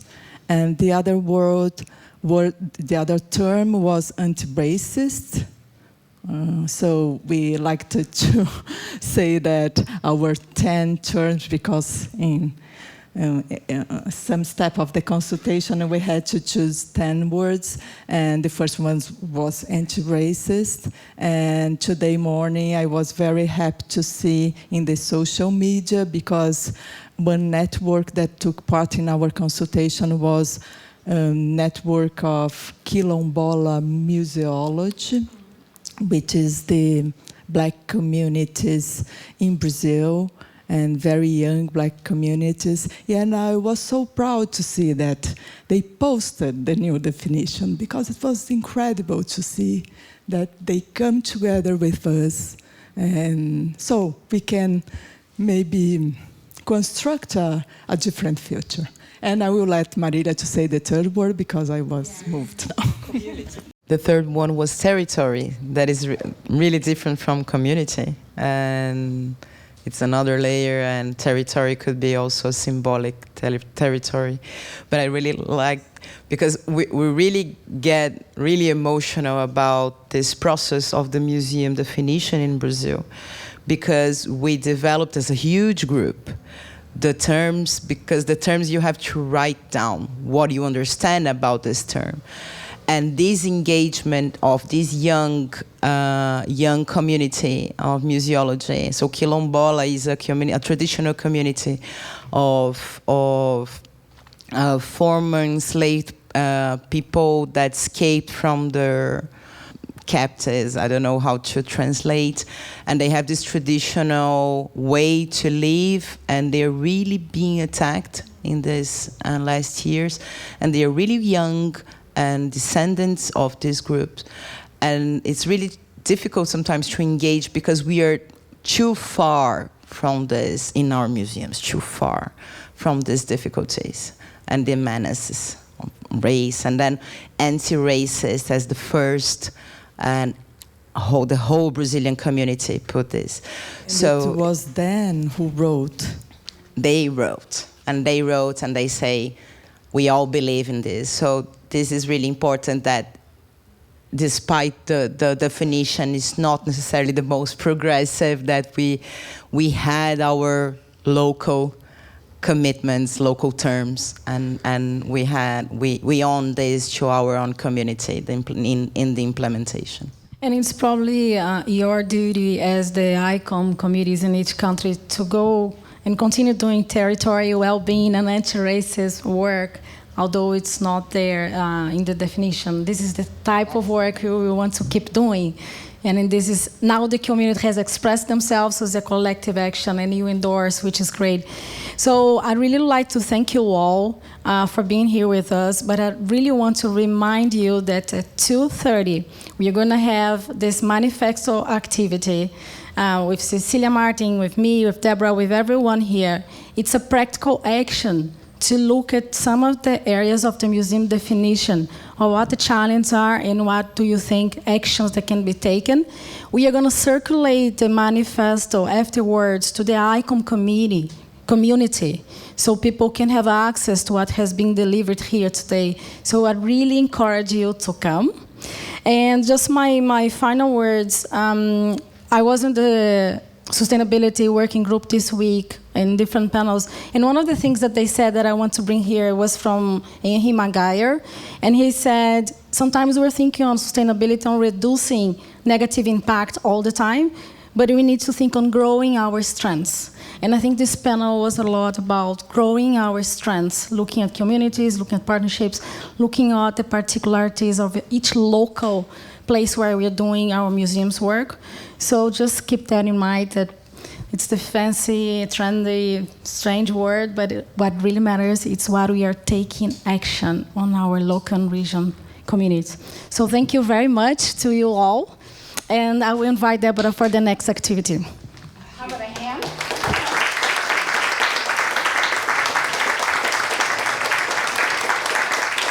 I want to thank our guests, and thank you for organizing all of this, Lucimara. I know you've been working on this for months. And thank you, Renata, for all of your facilitation, and Linda and Marilia. Thank you so much.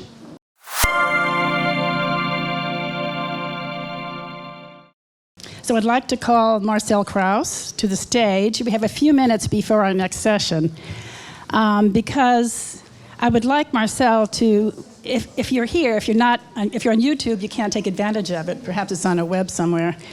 But if you're here today, you have a great opportunity to see an exhibition that was just installed recently, and also a video experience. So I'd like Marcel to explain what this is. Yes, so we have here two exhibitions. One is the photographs taken by the cameraman Andrej Barla when he was shooting the film Sokolovo in Ukraine. So those photos are from 1975 or 4 or 5, during the time when the team of the filmmakers were waiting on snow.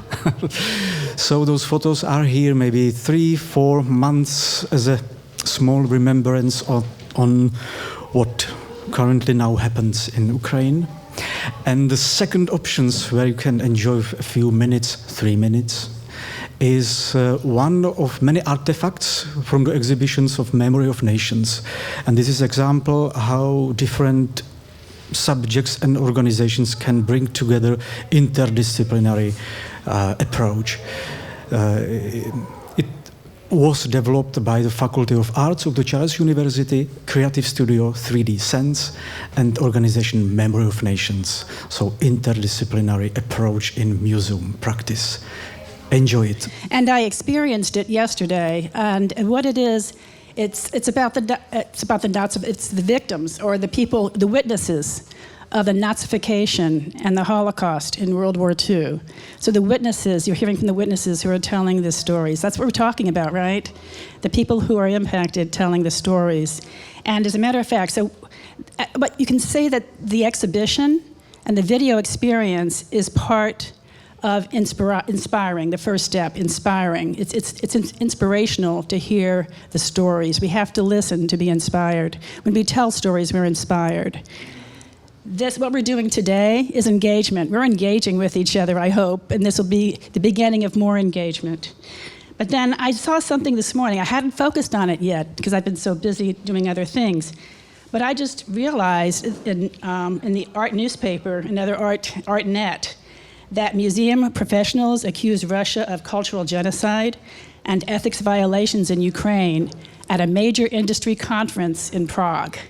This is making news all over the art world, and probably in the New York Times. I'm very sure it's there too, or Associated Press, or Reuters. And this is action.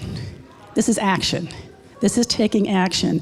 And it's just our colleagues in Ukraine, just by being here, by leaving their country, they are setting an example, as the witnesses are in this exhibition.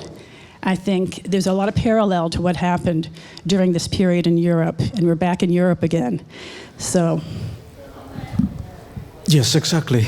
I think that everything was said, so enjoy this exhibition, enjoy our floor, food, drinks, snacks, and yeah, see you in a few minutes. No, but we're about to have one more session. We're not doing lunch yet. Yes. So I would like to invite to the stage Yu-Chien Chang and our panelists who are here, I hope. Yu-Chien Chang is a member of ICOM Taiwan, and she's also the secretary of ICOM-MPR. She is the director at the Department of Technology, Innovation, and Intellectual Property Management at National Chengchi University in Taiwan. She has an international academic background of humanities and management, and she will now introduce our presenters, who should be coming to the stage, if they can come up to the side, for the power of museums to take action, what we were talking about. Hi, I'm Yu-Chien from Taiwan. I would like to have our 4 presenters for this presentation session. So first, we are going to have Eunice Baez from Costa Rica, and the second one, Elka Weinstein, and Diana, and the last one will be Sarashman Lakhel, okay, our MPR board member. Okay, so thank you for our presenters. Firstly, we are going to have Eunice Baez from Costa Rica, and she's also the chair of ICOM Costa Rica. And I just realized that I think the MPR off-site meeting maybe have the most chairs in ICOM. I mean, no matter national committees or international committees. I think we have quite a lot today. So firstly, I would like to welcome Eunice. So please give Eunice a big hand and welcome her for the presentation. Thank you so much. I'm so happy to be here. MPR is a committee that I hold in my heart. And also it's the first way that I got to know ICOM. I was talking about that just yesterday. I felt compelled about this concept of taking action exactly because I have felt that ICOM is a way to take action from different perspectives. So today I'm going to talk to you about museos para llevar. I always talk about Costa Rica because most people don't know where it is or what it is, or it's not the island, that's Puerto Rico. I always get that. I'm used to it. Costa Rica is a small Central American country, and of course, as a small country, third world country, global south, and what we've been talking about, we were facing the difficulties of the pandemic. And also in that context, and I think Linda mentioned young generations and their effect. Well, we noticed that young students in their homes we noticed the digital and cultural gap between urban and rural students and socio-economically marginalized areas and those from the middle and upper classes and students from public and private schools. So once again, we see that divide between, especially in students, and during the pandemic, it became even bigger when everyone had to go home and people who had the internet could do their classes online and a lot of people couldn't. So they were just missing class. They were just not going to school because the schools were closed and they were having the online classes. So how could we bring museums to students in Costa Rica during the pandemic? So this was a big question. Museums were closed, schools were closed, and people all over Costa Rica were wondering, how do we do this now?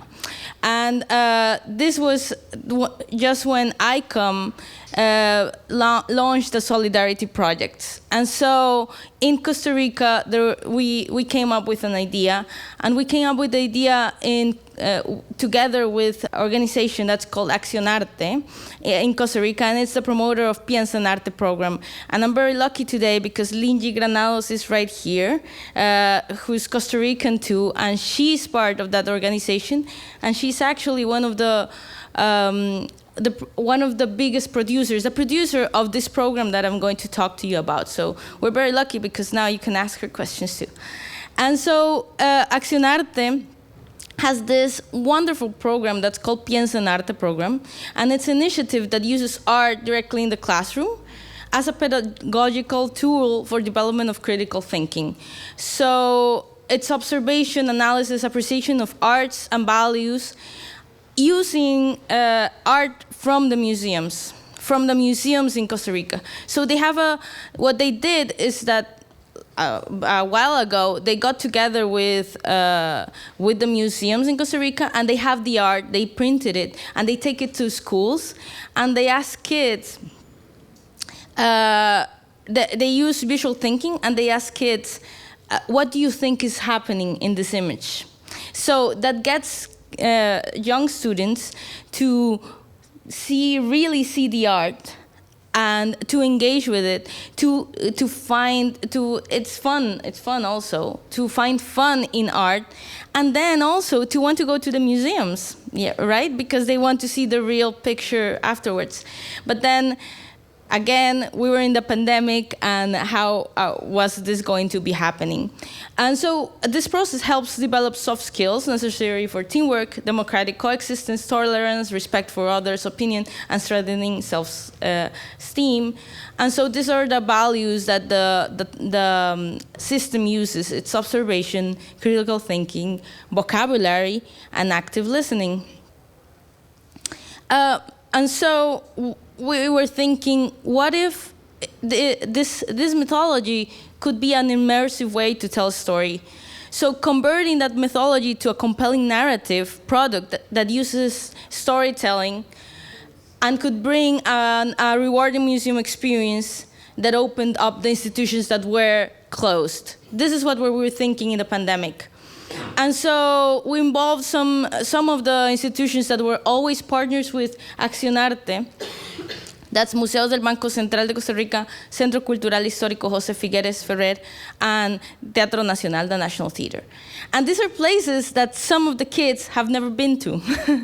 and so using a compelling and attractive system in this way to tell the narrative, there were some videos that were developed. So these are some of the stills of the videos, but we actually have a trailer. Hola, bienvenidos a Museo para Llevar.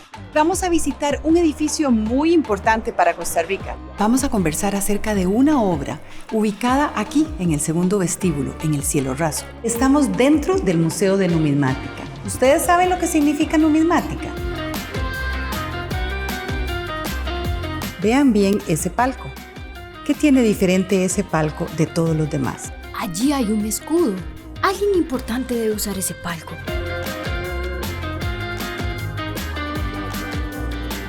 Imaginar que aquí tiene una línea vertical y que aquí tiene una línea horizontal. En el centro, un poquito hacia la derecha, porque está como un balcón.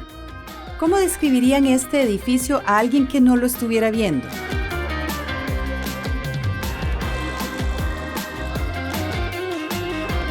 Vengan, cuando puedan, con su familia, con su clase, vengan a visitar estos maravillosos espacios culturales.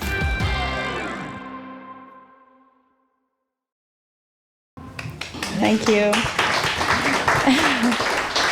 So that is Museos para Llevar. We're very proud of it, of course. And so it's called Museos para Llevar because it means museums to go, like the takeaway, because we were all having takeaway during the pandemic. And so we wanted actually that people had the idea that they could take the museum with them and take it somewhere else, and to give a different perspective of museums with a visual narrative way. So the result was an innovative storytelling accompanied by graphic elements and interaction strategy, using this methodology and translating it to the audiovisual. And it was a creative audiovisual product, and I think there hadn't been anything like it. And what was important about the Solidarity Project is that it enabled not only to make the videos, because at the end there were like 9 videos of 15 minutes each, but also a template for other institutions to create such videos, and a museum password, so that the children that do the video can also go to the museums later on. And this template is available for everybody. Any institution can copy the system, and make the videos in a more of a homemade way. This was done professionally, and Língua, which is here, can later tell you more information of how they were done. But we believe that it translated the videos, the methodology. There was a organization directly with the Minister of Public Education in Costa Rica, but then the government changed, so we're still figuring it out how it's going to show in all the schools. But until now, when it has been showed, it has showed that it really compels people, and people feel really related to it.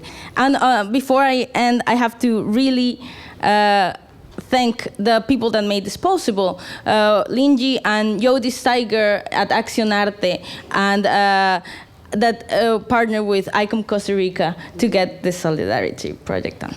Thank you so much.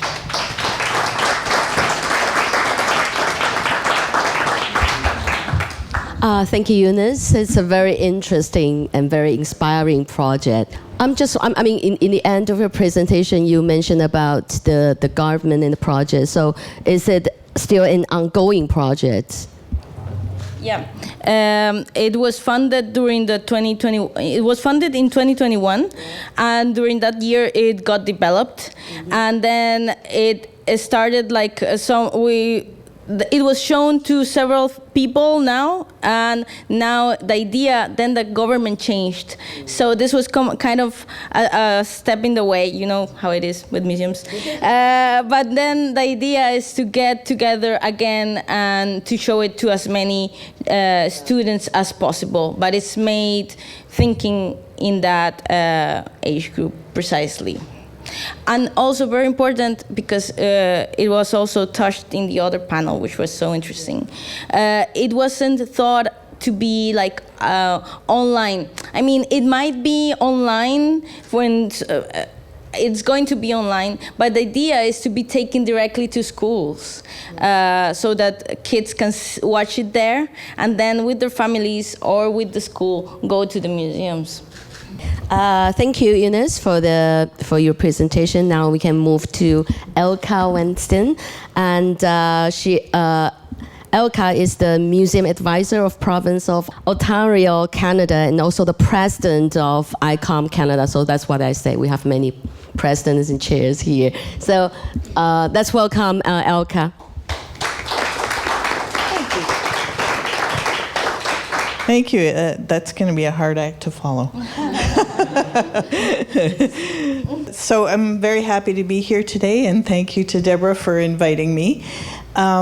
We have been working on a project which is very immediate because it's about the Ukrainian Ukrainian heritage and the destruction of Ukrainian cultural heritage during the Russian war against Ukraine. I'm a representative of the Canadian Coalition for Cultural Heritage in Ukraine. In March 2022, the coalition brought together leading Canadian heritage organizations to consolidate knowledge and expertise while raising funds to support the protection of cultural heritage in Ukraine. So what we actually did was in April, we had a panel that we convened with the Canadian Museum of Human Rights, and there were several speakers on the panel, including Katerina Chuyeva, who was at this conference. She was speaking to us from Ukraine while there were bombs exploding less than 100 kilometers away from her. And so she was getting messages on her phone while she was speaking to us from this panel. We're trying to help people on the ground in Ukrainian museums to use protective measures to take care of their collections, and we're also trying to raise money for a stipend that Ukrainian museum professionals are getting partly from the government, but also partly from NGOs around the world. Obviously, we started this with the Russia-Ukraine war.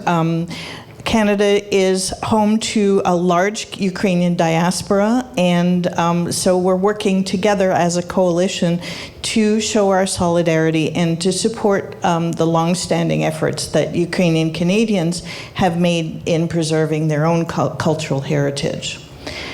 So our partners in Canada are ICOM Canada, obviously. This initiative was actually started by ICOMOS Canada. So for those of you who don't know what ICOMOS is, they are for the protection of sites and monuments around the world. And so ICOMOS invited ICOM Canada to participate in the coalition, and then we kind of went from there. So the Canadian Museums Association is involved, obviously the Ukrainian Museum of Canada, both branches. Actually, I think there's 3 branches, but 2 branches are very actively involved with the coalition. And obviously some government organizations like the Canadian Commission for UNESCO and the Canadian Conservation Institute as well. Library and Archives Canada is another partner, Parks Canada, but really we've been trying to concentrate on creating the coalition with non-government organizations because government moves too slowly. And so we've been trying to fundraise as an NGO, as a coalition, because the Canadian government gave the World Monuments Fund $4.5 million, but none of that money has been distributed yet, and I think they're sort of thinking about it as more of a reconstruction fund. While things are currently being destroyed and disappeared in Ukraine. Our Ukrainian partners on the ground are at the moment mainly HARI. I'm sure some of you heard from Vasil Roshko, who is part of HARI, so Heritage Emergency Rescue Initiative, and Ihor Poshevelo, who has also we've been speaking to him on Zoom. We've been talking to him and Vasil about what exactly Ukrainian museums actually need on the ground. We have been basically trying to figure out, because things change so quickly, we've been trying to figure out how exactly we can help in the best way. So we've been trying to get as much information as possible. Our achievements so far are that the Canadian Association of Conservation Professionals, in combination with CCI, which is the Canadian Conservation Institute, has produced 6 educational videos on conservation in crisis. So there are a suite of videos in Ukrainian, how to store papers, how to store objects, paintings, furniture, and photographs, and they're for lay people. They're for people who are not necessarily museum professionals. So anybody can take one of these videos, can watch the video, and learn how to do preservation of precious cultural heritage, and be able to help preserve it in place. And that was very important for us as well, is that things not leave Ukraine. Things should stay there and they should be protected in place in Ukraine. We've also partnered with HARI to send 200 fire protection blankets to 4 museums in Ukraine. That's been a little more complicated than we actually thought it was going to be, partly because there were so many hoops to jump through for verification of bank accounts, verification of us as an organization with the Ukrainian government. And also because we contracted with a Ukrainian company to create to make those fire blankets for us. And things are slow in Ukraine because of the situation there. The other thing that we're doing, of course, is we're building awareness of the coalition, and we're also building awareness of, trying to get awareness in Canada for fundraising. And so that has been building, and our communications have been building in Canada since, I would say, about May. So we're still in the very early stages of people being aware of the organization. Part of our 2022 strategic plan for the coalition is, I'm not going to read this all to you, but the things that HARI and other organizations have told us that they need are the Solidarity Stipend, which is money for museum professionals and cultural heritage professionals on the ground, because HARI does distribute money to those folks. Provision of expertise, some of which we've already done through the educational videos. Advocacy, obviously, and digitization, so securing funding in kind for donation of digitization equipment, and establishing a digitization on heritage in Ukraine. And Vasil Roshko has been very helpful in helping us to do that. So communications, fundraising, materials and procurement, education. We have been talking to cultural defenders and acting as cultural defenders, and we are also doing reconstruction planning, and we're forming. Canada doesn't have a Blue Shield committee, so we are forming a Blue Shield committee in Canada with the Canadian military. And there are a number of people, sorry, that's my next slide. There are a number of military professionals and archaeologists who are forming the Blue Shield committee as well. Cultural heritage is the soul of a people. It tells its stories, traditions, way of life, and speaks of its identity. In times of conflict, an attack on heritage is an attack on the people. And I invite you to visit our website, and it's up there on the board, and to check and see what we're doing. We're communicating as much as we can on our social media sites. I hope that you will spread the word for the Canadian Coalition for Cultural Heritage in Ukraine. Thank you.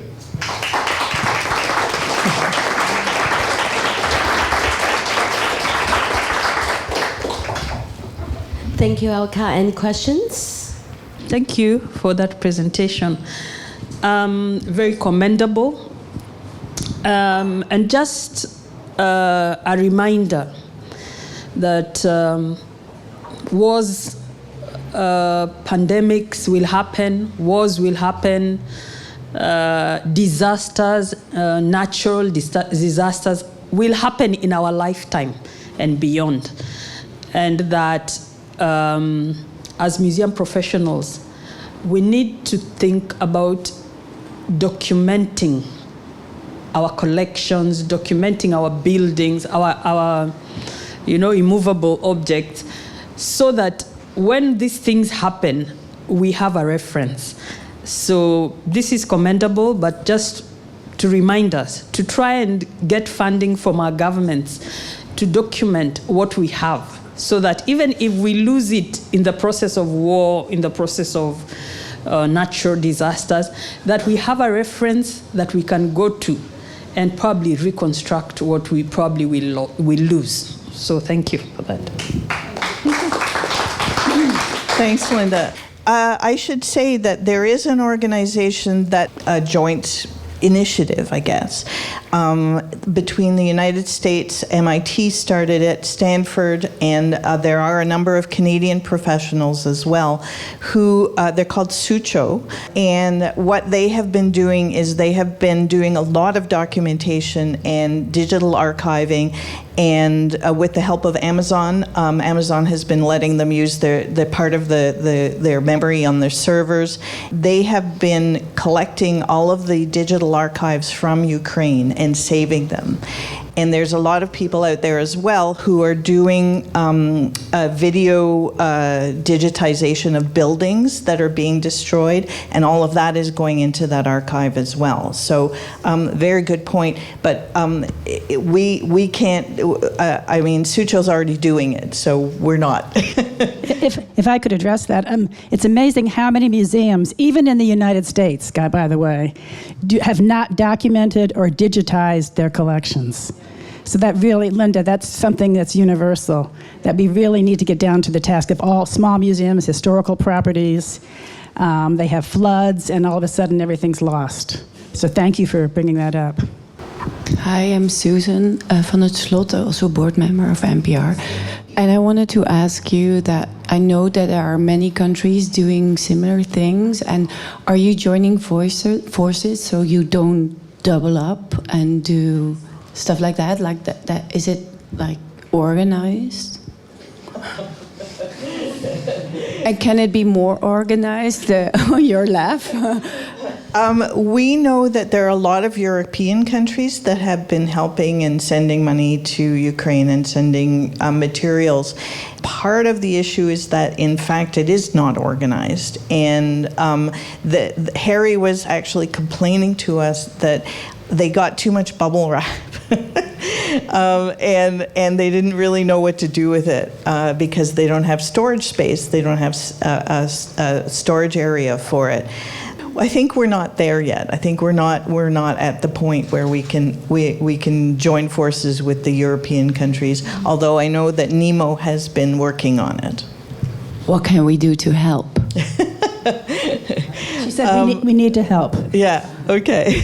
We can talk about it. Sure. I think we need to talk to the Ukrainians. We need them to direct us. Yeah, that's where the organization is central and happening. Yeah. I'm Katrin Savomäki from Estonia.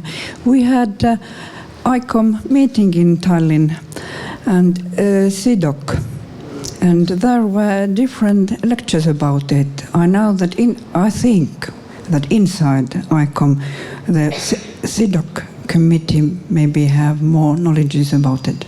Okay, thank you. And let's move to the third one, Diana Mayen. And she's currently the head of communication and marketing at the German Ocean Museum. So we are going to the ocean now, okay? So let's welcome Diana. Thank you. Yeah, we really have to shift our minds now from cultural heritage to nature. And my presentation is about the oceans and the power of our museum to take action for the oceans and for the society this way as well.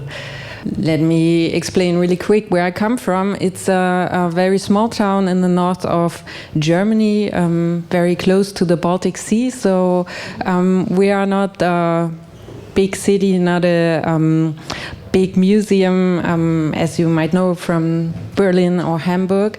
We were founded about 70 years ago in Stralsund in a former monastery, and throughout the years we developed, and we had 2 smaller branches in the surroundings, and in 2008 we opened the Oceaneum on the Stralsund Harbor Island, and we were very thankful for having been awarded European Museum of the Year in 2008. What's special about the museum is the combination between exhibitions, of course collections, and aquaria. So we have living displays, and that makes us very well visited, especially from families. More than 50% of our visitors are families, and for such a small city, we had years after the opening of the Oceaneum with almost 1 million visitors, which was a lot in that area. So I think that's a great basis for having power to communicate the protection of the oceans to our audience. And of course, you all know the UN Sustainable Development Goals. But since 1 year, they focus on the number 14 of those goals, and it's the life below the water. So a year ago, the UN Decade of Ocean Science for Sustainable Development started, and we got involved right from the start. The mission of this Ocean Decade is the science we need for the ocean we want, and therefore there have been 7 goals defined, and with our first action, and we just started, we focused on the inspiring ocean, and I brought you 3 examples today how we did this throughout the last month. First of all, we were wondering if it's possible to put science in motion, and we are a place for science transfer, of course, but we also wanted to discover new ways to bring it to our audience. And therefore we invited dancers from Italy and Spain. We had sociologists from South Germany. We had also our scientists from the museum. And we brought them all together to discover our museum, discover our collections, as you can see on the picture on the left, and discover the surroundings at the Baltic Sea. And then they, digested all this knowledge, and they transformed it into workshops. So we had workshops at the museums with children, dance workshops, but they also had interventions at the round tour. So that was very interesting for the visitors as well. And they even had interventions at my colleagues' offices. So that was kind of surprising for them. And after only 3 days of having known each other, they did an event where they showed all the problems they learned about, and also the fascination of the seas in this performance. And that was really emotional and amazing to me. Just imagine dancers kind of swimming on the ground of the exhibition hall. That was really, really nice. Another action we have taken in the early year was the cooperation with a art project. It's called Tainted Ocean Love. And I know you have seen those pictures similar to the one on the left, fish who got caught in fishing net and ghost nets and dying there. And the makers of the art project, Tainted Ocean Love, they inversed the perspective. They put human beings in the situation of the victims for the deeds they usually do in nature. And another special thing about that is they work together with professional water sports men and women who are, well, naturally connected strongly to the oceans and want to protect them. So on the right picture, that's a professional windsurfer. Well, when the Ozeaneum was planned, somehow they forgot room for special exhibitions. So we had to make a decision how to show this art project at our museum. And we decided to show only one picture at a time, but really, really large. I will show you that. But before we got started in spring, I thought it's interesting, since we come from the MPR perspective, to invite media to making of one of those motifs. And this is a professional sailor, Hannah Andersen, and this picture has been made in March this year, and the Baltic Sea had like 7 degrees, and she was really a professional sailor when we did that. Unfortunately, media was not very interested at that time to participate, although it was all well prepared.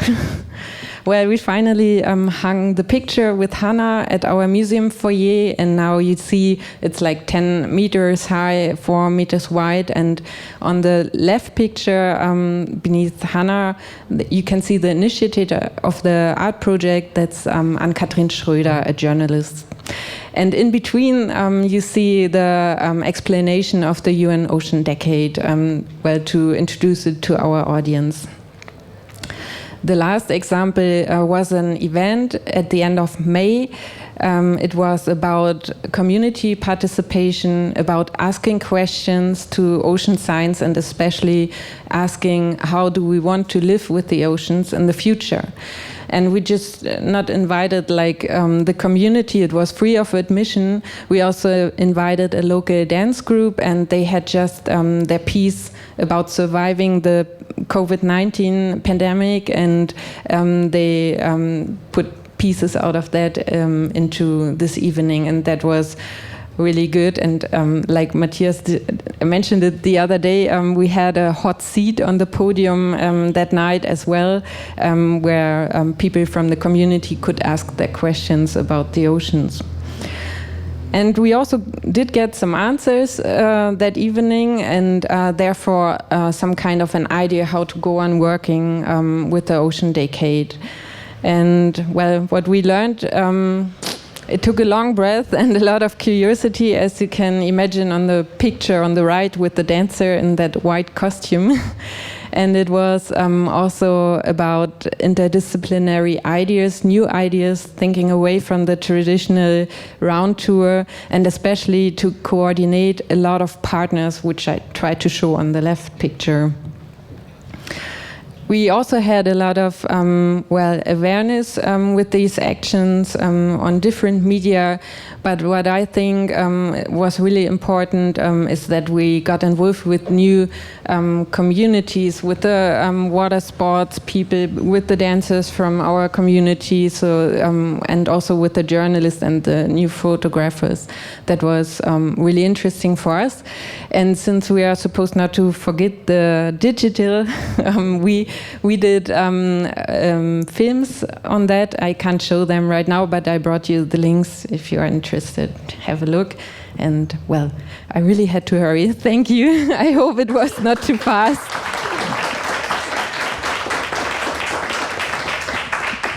Thank you, Diana. Any questions or comments from our audiences? What has been the reaction to that monumental photograph, which is very, how are people responding to that? Well, we show this now in the main season, so there are about like 5,000 people each day at the museum, and I think they were really impressed from the size, so that really got some attraction, and they were thinking about it because you had to look very closely. This is about microplastics, and if you have a close look, you see we used sweets and candy to because we didn't want to pollute the beach with plastics, and that's what children find out if they look closer. That's how did they do that? So yeah, we get a lot of feedback also on the social media channels. Do you think there's any chance, will this translate into action, to people using less plastic, to people not picking up trash on the beaches or anything like that? Yeah, we did gather a lot of experience with that. We started already 2014 presenting this problem, and plastic was quite easy, but in 2018 we started talking about noise pollution of the seas, and that's a really hard one for a museum because you can't show it. You have to listen, and we had to find ways to show our audience that it's not just the big whale who's suffering from noise pollution. It's also a small crab or other animals. Like all animals are affected. And yeah, people learn at the museum, and I think since they come to see the aquaria, to see the exhibitions, it's a good way at our museum to show them also the problems, because initially they come to be entertained, to do something with their family. Well, hopefully it translates into actions. Yeah. I was wondering, I found the event where the community kind of asked questions to scientists in the museum fascinating, because there is so much more divided between, at least we feel that sometimes there is a gap between communities and the science community. So I think that's a really nice event that you did. And how did you structure the question collecting part? We started talking, on the podium was our museum's director, who's an oceanographist, and we also had environmental activists on the podium, and also the initiator of Tainted Ocean Love. And so it kind of developed with the moderator, and with all the preparation, it was the first big event after the regulations have been put down. At some point, we also have been asked critical questions. It was about keeping living animals at the aquarium. And so that was something I know from the social media, but we haven't had that at the museum, so in an event. So that was the other part of being asked questions. Okay, thank you, Diana, and very, very interesting case. Let's move to the last presentation.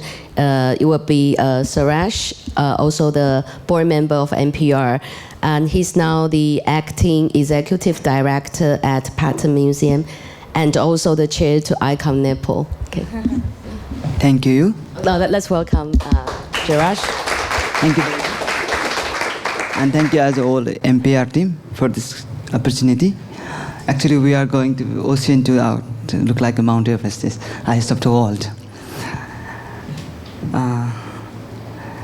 let's be some geographic location of Nepal. Nepal in the South Asia. It's two large countries, China and India. It's a sandwich of the Nepal country, and as well as we know, it's Nepal is born of the Lord Buddha, Sakyamuni Buddha, and Mount Everest. And we have in capital of city is the ancient city, which is founded in 2,000 years before. And we have archaeological evidence right now. Most of the evidence in Kathmandu Valley is the 15th century. Like you say, definition is changed.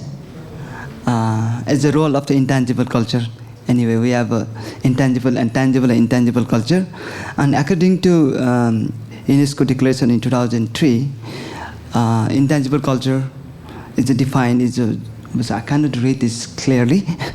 It is a definition of the intangible culture, which is Pattern Museum and Nepal's most of the museum are following this intangible culture since 2010. Actually, it's a pattern, not only Pattern Museum, all over the museum. It's the intangible culture divided into 5: oral tradition, performing arts, and social practices, and festival events, knowledge and practices, overcoming future and to the universal and traditional craftsmanship. This is one of the functions of the occasion of the World Tourism Day in 2021 with the partner of the local stakeholder, which is performing the traditional arts with the fusion of the contemporary arts also. And we have the oral tradition also. This is the Pattern Museum main gate. Pattern Museum is before the royal palace in 17th century. It's a Buddhist monastery. And the king rulers shift the monastery, then make the Buddhist monastery. So still we are remembering the memory of the monastery. We kept the 1 month in the holy. This month is still going on in the Nepal. It's the Buddhist auspicious month, and so in front of the gate we put the Buddha image in front of the gate to memory of the monastery. It's like the oral tradition we still practice. Next photographs is the royal king throne, which is gifted by public to king, and this in 17th century. This is also we have oral tradition. This throne gifted by public, so we have to the king have to exhibition once a year to the public. So this is the photographs when it's a public event and public exhibition to by the local community. And third picture is this is the Royal Palace complex, and every intangible culture with link to Royal Palace complex. So at a time in the king, where the king's ruler in 17th century, this king is every events and every function is invited by public and stakeholders. And nowadays we have no king, but we have a chief of the culture trust to invite it to festivals. As well, we are using the Pattern Museum is a public space for the ritual and worship and traditional function. It's a fox picture is one of the ritual. We're starting this year to the local community to invite in the museum complex to perform their rituals. It's a child marriage with the gods. We call the E. It's one of traditional. When it's a girl was 6 to 8 years, we have to one ritual function. This is a combined function, and since last year we are starting in the one museum complex. And next one is a great festival of with women in Nepal is Teej festival. They are dancing, and this next week we have a celebrating Teej festival. It's a Pattern Museum staff is celebrating the Teej festival in the museum's complex. And third one is we are worshipping the goddess, especially in the location in the Pattern Museum in center is Keshav Narayan Chowk. Every year we cut the birthday of this goddess. And third one is a strictly intangible culture, and with the tie of the local community. It's the first one is the exhibition of the traditional instruments, which is still practiced and she still uses. And this exhibition is attract more local community. And second one is with the stone goddess, which is the repatriated sculpture from the US is Dallas Museum, which is now reinstalled in this one temple, and is publicly just function of the handover. It's the third one. And fourth one is the one child skills. And we are also invite the school children, because our museum is not familiar to school kids, because it's a higher ladder and this sculpture. They don't know it's our sculpture, because it's depend on the religions and sculpture art. So at the time we are inviting and school groups and celebrate the World Music Day within the museum complex. And two photographs is a local community is come to museum and they are enjoying the concert and other activities. As well as we are also trying to promotion and preservation of our own tradition. The first picture was chanting. It's every day, but now it is still we have to preservation. As most of the younger generation, they don't want to involve in this. And second picture is the traditional to making the roof. This is also very is a vulnerable situation. We can't find that type of skilled person. But after the 2015, we have a great earthquake. At the time, we have revived the training of this type of the skills. And third one is one of the traditional skills, which is every year we organize in the Department Museum complex to making our traditional culture and performance. As well as same with the community and museum working invite the museum and to take the intangible culture as well as the community. The first one is the dance process with a contemporary. Second one is worship and ritual performance in museum. Third one is a fashion show with community and with a contemporary also.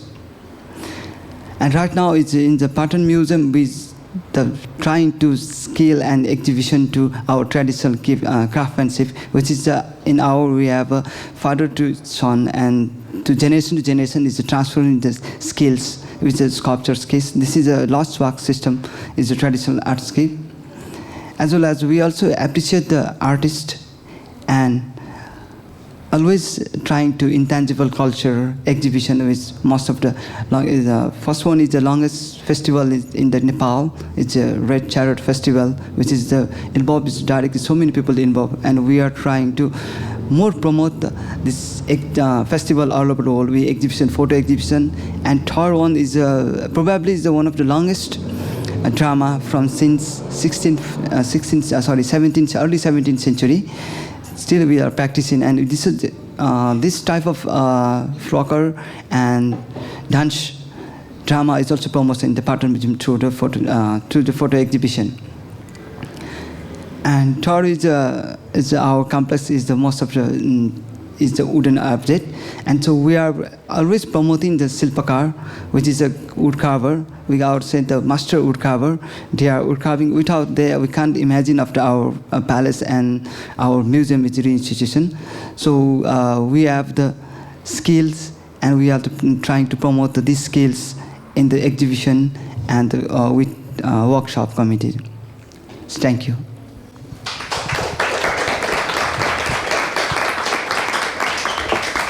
Thank you. And I got one question because you mentioned about your work with the children. So do you have like partnership with the schools how do you work on that? It's not a direct school, but association of schools, a group of schools. It's like preschool groups and school passion groups. We are every year organizes some programs different, like sometime International Museum Day, Heritage Day. This time is the World Music Day. I see. Okay, thank you.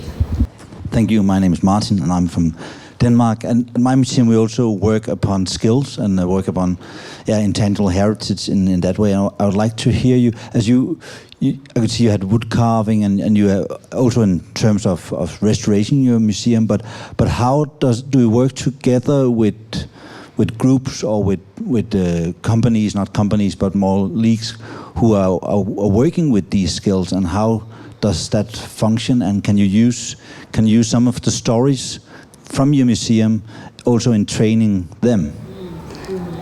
Yeah, actually, right now we are working with directly artists. We are planning to 2 more exhibitions working going on. One is the Tangkam painting processing, another is the wood carving processing. And so we are working with the direct artists, and they have a own group. they want to help us, and we are planning to go. Actually, we are trying to, we have group also, but we have the most popular in contemporary group, not a traditional group. Contemporary arts is most popular nowadays in Nepal. But in traditional arts, we are trying to make a group, and right now we are directly contact with the artist. Thank you, Suresh, for your presentation. I'm really impressed with the connection between the tangible and the intangible, and I think this is what many of our museums lack. We have a lot of collections, but we don't have information on the intangible aspect of our collections. So this is a good example of how the intangible and the tangible connect. So congratulations, really nice. Thank you. Thank you very much.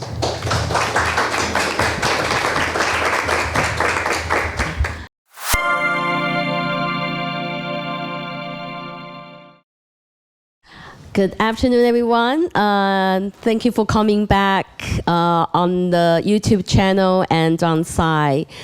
And we are going to have another 1 hour of exciting presentations from all over the world. So I'm Yu-Chen again. I will be the moderator for the afternoon presentation session. So first, I would like to introduce 4 of our presenters. Here's Naragu from Mongolia, Natia from Georgia, and we've got 2 gentlemen from Brazil, Daniel and Luis. So we'll start from Naragu from Mongolia. She's going to take us to the nomadic lifestyle, just like her dressed today. Okay, so that's welcome, Naragu. Yeah.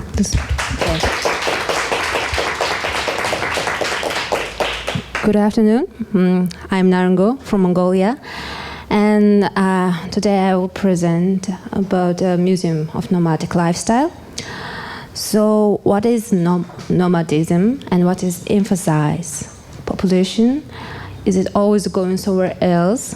There are many different nomadic ethnic groups in the world, and they all have distinct characteristics such as language, place of residence, and manner of expressing how they lived. Not getting together in one place to share our stories and not making ourselves known is further loss of our cultural values in today's rapidly developing world. It has become important to inform the public how to recognize historical and cultural monuments and how to protect and preserve them. In Mongolia, there are 9 public and 17 private museums. They have small museums showing their nature and history. Mongolia, who lived a nomadic life more than 2,000 years, we had a fully settled capital city since beginning of the 20th century. In 1921, the first modern museum was established, and in 1971, the first standard museum building was built. It wasn't long before we got to know the museum that protects and research and promote our history and nature and culture. Nomadic cultures exchange their culture most through population and land, especially including intangible heritage. So we are moving towards to use virtual technology to promote, preserve, and promote intangible cultural heritage and urban settlements. In this, we are increasing to use Karakoram city, the ancient capital city of Mongolian Empire, in virtual reality to introduce people to it and introduce it to children and young people to protect and preserve it. Introduce it to tourists by comparing it with the artifacts found in archaeological excavations and historical sources. For example, in 2021, civic content in Mongolian and the Mongolian National Museum of Mongolia depicted the city of Harharam and placed it in the museum hall at the peak of school year in order to preserve its history and culture, increasing the number of visitors to the museum. We let the youth know the museums can be more modern and technological. However, mostly private digital companies are doing this work. Also, to introduce all kinds of museums. Museums created in VR were placed in classrooms of schools and presented during the school break times. And it's more common in Mongolia for people to come to museum to take natural and historical, mental and art education courses. Nomadic cultures exchange their culture most through population and land, especially intangible heritage. And we are moving towards the use of virtual technology. We are now opening a new museum called Chinggis Khan. We collected all the heritage from all over the country, and it's more modern, and the museum have more modern technology, and it's more urbanized method to promote the nomadic heritage. And also from 2017, we started a new project. It's called a Pocket Guide to preserve and promote the cultural heritage of nomadic people. Because, when the tourists come to Mongolia and also domestic tourists come to Mongolia, they don't know about the heritage, and they don't know how to preserve it. So we start working with the mobile company called Mobicom, and we start making the SIM card with the QR code. And the QR code will guide you to download the application. It's like new connection ways.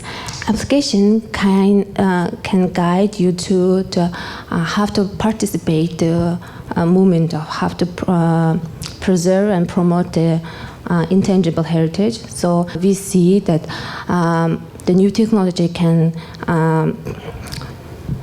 transform the intangible heritage to tangible heritage. So we see that the Silk Road areas can participate in this application, first of all.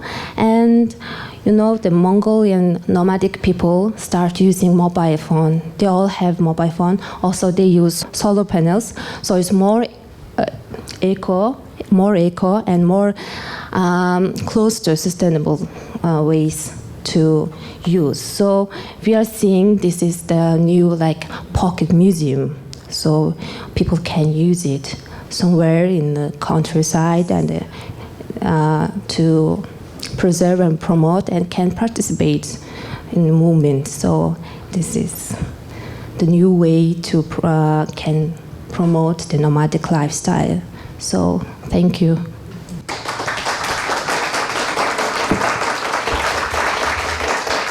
Okay, thank you. Can we have any questions or comments from the audience? I just wanted to ask that, for example, when I come to a country, I can also use this pocket guide. It's in English language, or it's only for the locals to preserve their heritage. So first we are planning to develop this application, this technology for the tourists in English. So we are started working on that.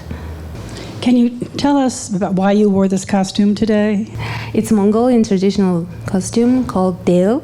So I want to wear it for this special occasion. So this.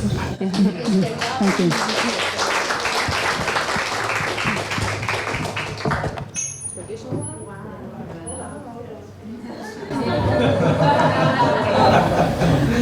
Now let's move to the second presentation. It will be presented by Daniel Morena from Brazil. He's a designer, coder, and digital artist in Brazil. And he's also the founder and the creative director of the 32 Bits. Am I right? Yes. Okay. So Daniel is going to talk about the NFT, the very, very latest technology in the art world. Okay, so let's welcome Daniel. Hello, I want to thanks the opportunity to be there and share this idea. I want to present you with the provocation, as I am provoked to come up with an idea to use NFTs in the museum context. A little background: I'm not a museum. I'm not part of any museum. I'm a vendor of technology, integration of technology for museums. The work you must know about me is the Museum of Tomorrow, which I make this artificial intelligence-like technology, like a digital assistant for you to navigate through the content. And I want to present my perspective on this as a supplier of technology and a visual artist about this whole NFT things, and hoping to raise more questions and even more interesting thoughts. I was actually a former creative technology director from 32 Bits. I'm now acting more like a consulting in individual basis. And we have our contents for further discussion at the end of the presentation. NFTs are raising from the context of Web 2. The Web 2, it's a moment of the web, and when the pages are static, they're becoming dynamic and user-centered, and user-producing and consuming their own imagery and content. So this is the collective known as the Web 2. And when the cryptocurrency arises, they promote a new kind of paradigm when you don't have the centralized technology institution like Facebook or Google holding together a bunch of servers and data centers, holding all the information, all your produces. Cryptocurrency presents a model for the web technology itself to be decentralized. You don't have a more like an institution who holds your data. Your data is replicated in a large network of a bunch of nodes validating these transactions, and this model is being used to do new things in the context of the web, which is collectively known as Web 3.0. That's the next step of web. It presents advantages, but also have a lot of questions, raise a lot of questions about the environmental, mostly because NFTs and cryptocurrency need to be validated for whole network, and which consumes a lot of energy. And some cryptocurrencies, some blockchains actually are more demanding than another. And the word blockchain is interesting to clarify this idea of Web3. That's you can think like a giant stream of blocks, and each transaction you made, you insert a block on it. And the process of doing so is heavily based on the cryptography, which is very computational intense. That's why you saw this reward of doing so. When you put more people mining this, which is meaning inserting and processing these transactions, the more money they make. So they are always evaluating the cost of energy versus the cost of they can bring up the operation. Blockchain itself, it's a very deep subject, but I took this frame for a documentary on the Explained series of Netflix, which has an excellent and a very non-tech friendly way to understand the concepts of blockchain. So I highly recommend it because it's helped me, which works with technology, to understand it better. It's not a difficult concept, but it's a really confusing one, because we're mindseted to think things centralized and not decentralized. NFTs, which is the word of the moment, meaning no fungible tokens, are got the world art attention in this infamous crises auction, which raised $69 million for this bunch of gifts that people brilliantly do, which is collectively named the 500 Days, which is his experience during the pandemic. And it's because of NFT, you can actually certify a digital asset as something unique. You can place a value to it. So when you do so, this is structure a whole bunch of possibilities for people like me who work with digital art made by computers and by algorithms. Because when I certify this algorithm against a blockchain, that gains a unique value, possibly actionable one. Since the beginning, 2017, when CryptoPunks were launched, they are launched as most like a joke, and they are trying to promote their studio, the original studio to create the CryptoPunks, and they are given for free. But meaning they are also in the blockchain, in the Ethereum blockchain, they create indirect value for it. And as the things progress, today is the most valuable collectible things you can buy in NFT. There's an article I read researching this, trying to teach you how to best make your offer to a CryptoPunk, how much this is, actually costs, how much trades you have to ensure on your token to be valuable. I like to point that NFT itself is not the digital good. It's the first thing I have a really difficult to wrap around my mind. What the hell I'm buying when I'm buying an NFT? I don't buy a thing. I don't buy the picture. I don't buy the pixels, because the pixels are continually presented in every digital media. I bought the idea to belong community in the sense, and the right to say I own this digital good. How museums, and my best effort to research it with a really new topic, are dealing with this. I heard of a lot of projects trying to tokenize their archive. So I have a Van Gogh, or I have a Hokusai, so I can tokenize it and make an experiment. It's in a phase. It's really experimental, trying to figure out how to insert this in the politics of the museum use of this money, because it's not regulated. All the blockchains are regulated by themselves and by the community which creates or maintains the projects. There are organized DAOs, so decentralized organizations, and the museums face a lot of bureaucracy and difficulties to how to manage this ledger, this wallet of the cryptocurrencies. So I think, in what my research brings to me, it's they're advancing very cautiously, as they should. And I try to respond for this challenge, my good friend Luis Marcel, which always brings to me excellent challenges and propositions. How can we fix this? How can we propose something new for the museums? How can we bring some new idea using this technology? Where I start to think about this challenge, it's the idea that NFT celebrates a community. If you think about the most successful projects we know, it's all collectible figures, like an avatar of the user most of the time.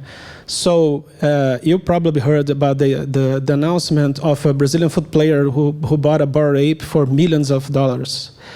And that's a kind of interesting the NFT buys. They create a sense of community. Crypto hashtags is which is the figures behind the letters, the thumbnails. There are Brazilian projects which I have the pleasure to know the co-creator, which is the Yak. He's a very talented software and artist who bring everything together like me. And he participates since the inception of this project. And this creates a community who reach, for example, Snoop Dogg in the US. So it's a Brazilian thing who gained the world and bring together a lot of people around the Rasta culture. So I think there's something there for the museums. So if you rethink the museum community, you try to understand that today we have this membership concept or this approach of working groups for discuss things about the museum's mission or trying to reach the community they represent. We have both these models. We have this active community trying to involve the community, and we have the memberships. So why not promote the idea that a membership could be a smart membership, in the sense the museum try to create, instead of tokenize an item, why not talk about the community and come with an idea and create a digital good, original, based on that conversation, dialogue, or the heritage the museum represents, there being material or immaterial, and create this concept. When you buy this NFT, or instead of to buying a membership, which is a passive attitude about the museum, I am okay, I love MoMA, I want to buy my membership to support them, but it's a passive thing. I will buy this, mostly gain an advantage, to be notified first, to be accessed first. But what if you invert this, you create a new concept from the membership to investorship? Because when you buy an NFT, it's a digital good. And as a good, you can resell it if you want. You can, in the process of living it, you're actually saying to the world, you're part of a community, you are investing in that community, because NFTs are a trade of goods. You can speculate with it if you want or not.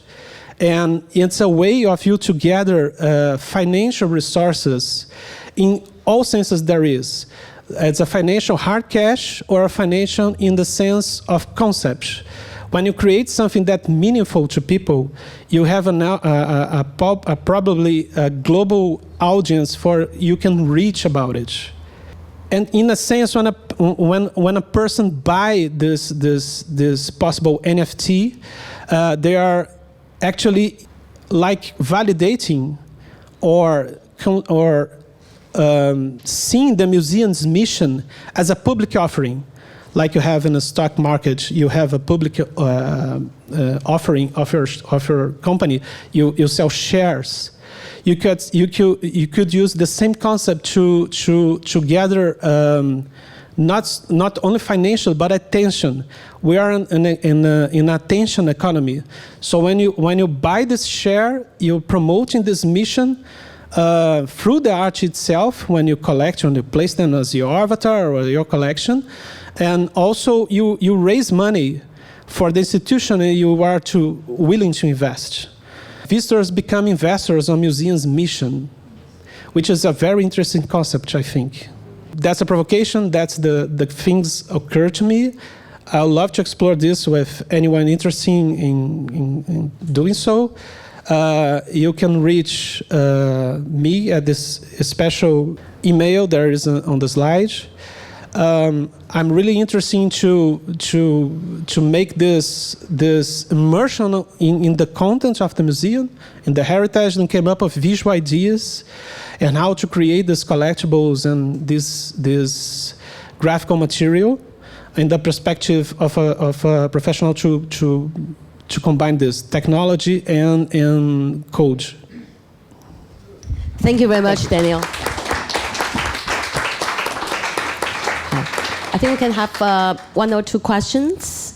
Thank you very much for bringing this knowledge to us, because we are all very familiar with NFTs, and then when it comes to the practicality of it, we all feel, some people, some of us from other generations, that there is a gap.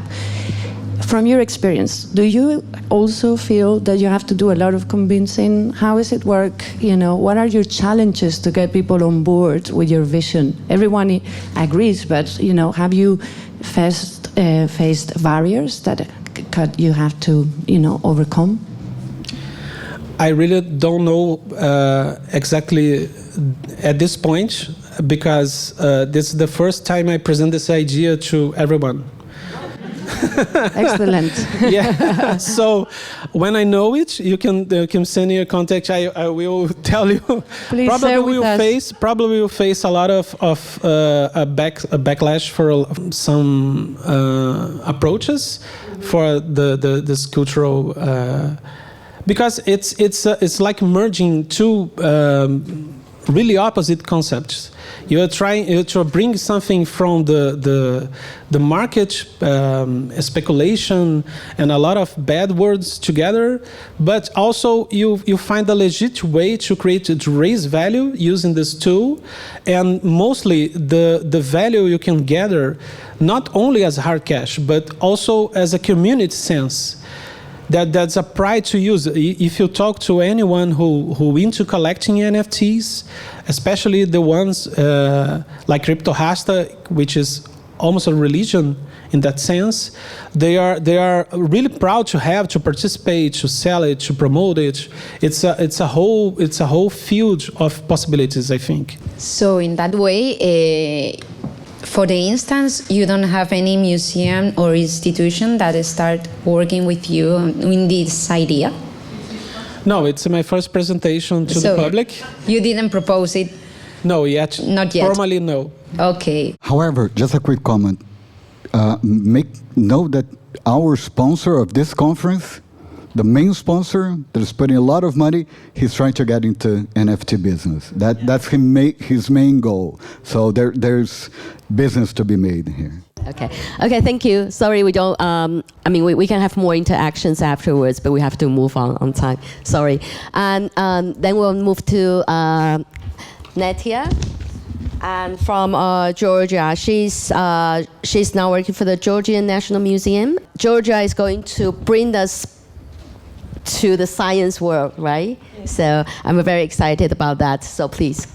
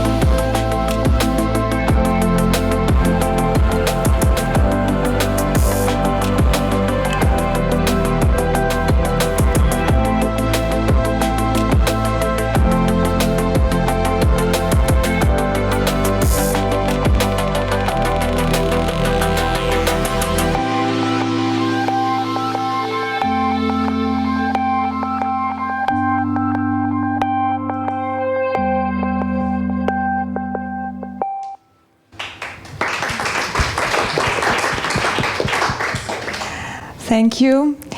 First of all, I would like to thank you, MPR committee and Deborah, for choosing my presentation for this conference.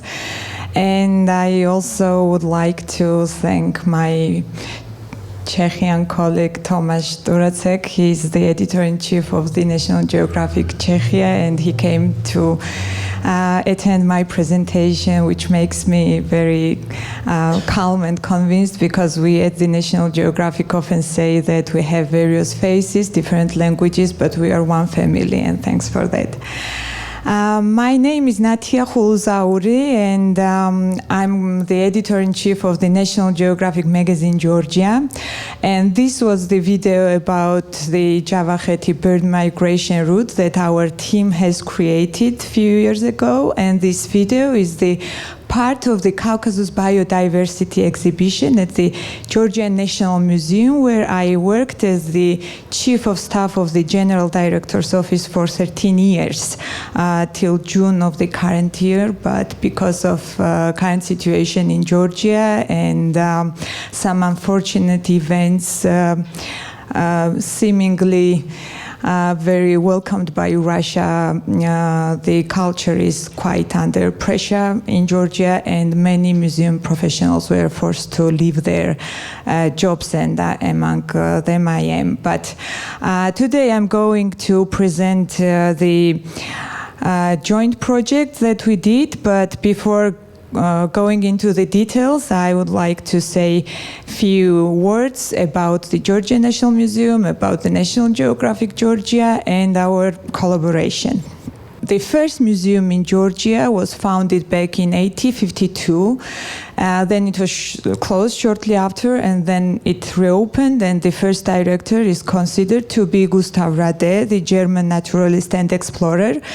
And the Caucasian Museum exhibited culture of the whole region of Caucasus and had a rich collections of the natural history. The Georgian National Museum, uniting Georgia's major museums today, is a legal successor of the Caucasian Museum, and the first museum in Caucasus now is part of the Georgian National Museum. On the other hand, the National Geographic Society, founded back in 1888 in Washington, D.C., issued its first magazine in October of that very same year, and it is already for 134 years that the National Geographic has been pushing the boundaries of exploration through its groundbreaking, incredible storytelling using our yellow border. So it is very natural, it was very natural when the National Geographic magazine Georgia was founded back in 2012 in Georgia by the largest communication company, leading communication company in Georgia, SilkNet. The National Museum widely opened its doors to the National Geographic editorial team and allocated office within its walls.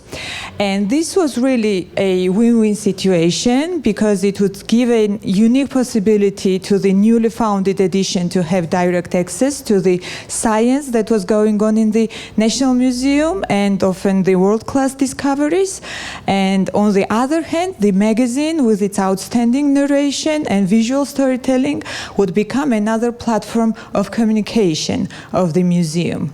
We have really implemented many very interesting projects since 2012.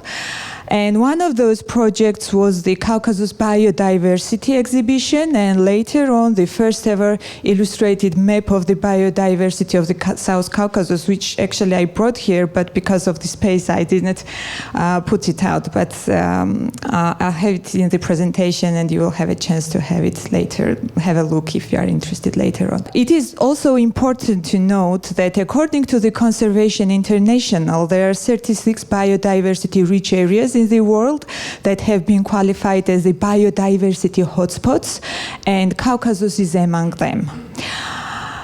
On the other hand, the Western Caucasus is an area where important glacial refugia was located. That means that the Western Caucasus is an area of relatively unaltered climate that is inhabited by plants and animals during a period of continental climate changes, such as glaciation, for example, and remains as a center of relict forms from which a new dispersion and new speciation may take place after climatic readjustments. Thus, Caucasus is an important place in terms of biodiversity for the world and for the region. And the scientific society is quite well aware of it, but what about general public? After reopening of the renovated Caucasus Biodiversity exhibition, which was at the same time tribute to the founders of the Museum of Caucasus, and we have had their dioramas and showcases from the back 19th century, but in the modern surrounding with the modern technologies. We understood that public knew very little about the biodiversity of Caucasus. It was really astonishing for them to find out that in the beginning of 20th century, Turanian tiger was captured near Tbilisi, and not very long ago, leopard was still part of our ecosystem, or that you can meet great white or Dalmatine pelicans at Javakheti. The National Geographic Georgia had already contributed to the exhibition the bird migration route, educational corner, and videos, one of which you have already seen, and we have several about the Black Sea dolphins, about the Batumi bird migration route, and etc. So we decided to set a new and ambitious plan and to create the biodiversity map of the South Caucasus.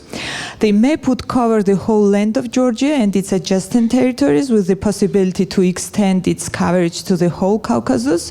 And most importantly, it would be available not only for the museum visitors, but for everyone and anywhere, which led us to the decision to make two versions of the map, the printed one and digital one. We had to solve several problems. We needed to select species out of hundreds of thousands inhabiting territory of Caucasus, gather impressive images that would attract not only eyes of professionals but the interested general public, find a way to give that minimum and most important information about one or another species that could be worthwhile and would fit in the map legend, and this was really a problematic task for us. And finally, of course, find the budget to cover quite expensive project. To solve the first task, we teamed up the scientists from the Georgian National Museum and the Ilia State University to select and categorize species. To solve the problems of the images, we decided to use our strengths and to create the NGM standard illustrations that would be scientifically accurate. For the Georgian English website of the map, we decided to include the scientific common names. We decided to have distribution, habitat conservation status on international and local level, and size of the population. For the printed map, we were very short in size, so we could include only scientific and common names and abbreviation of international conservation status. And GIZ Integrated Biodiversity Management South Caucasus project has decided to fund our map. So we officially started the project in December 2018, and after 10 months of intensive work on September 28, 2019, we presented the biodiversity map of the South Caucasus to public. At the first stage, we have incorporated 120 illustrations. I won't name all of them here. For the exhibition, our team of designers worked to create a special showcase which would lighten the map size of 3 meters to 1.5 meters from inside out, and at the same time would serve as a base for 2 touch screens for the digital map. We have printed the smaller scale version of the map in amount of 2,500 copies and spread among the schools around Georgia through the resource center of the Ministry of Education. And we decided to make the digital content free to use for educational and scientific purposes, and edit, download, and print option to each individual page.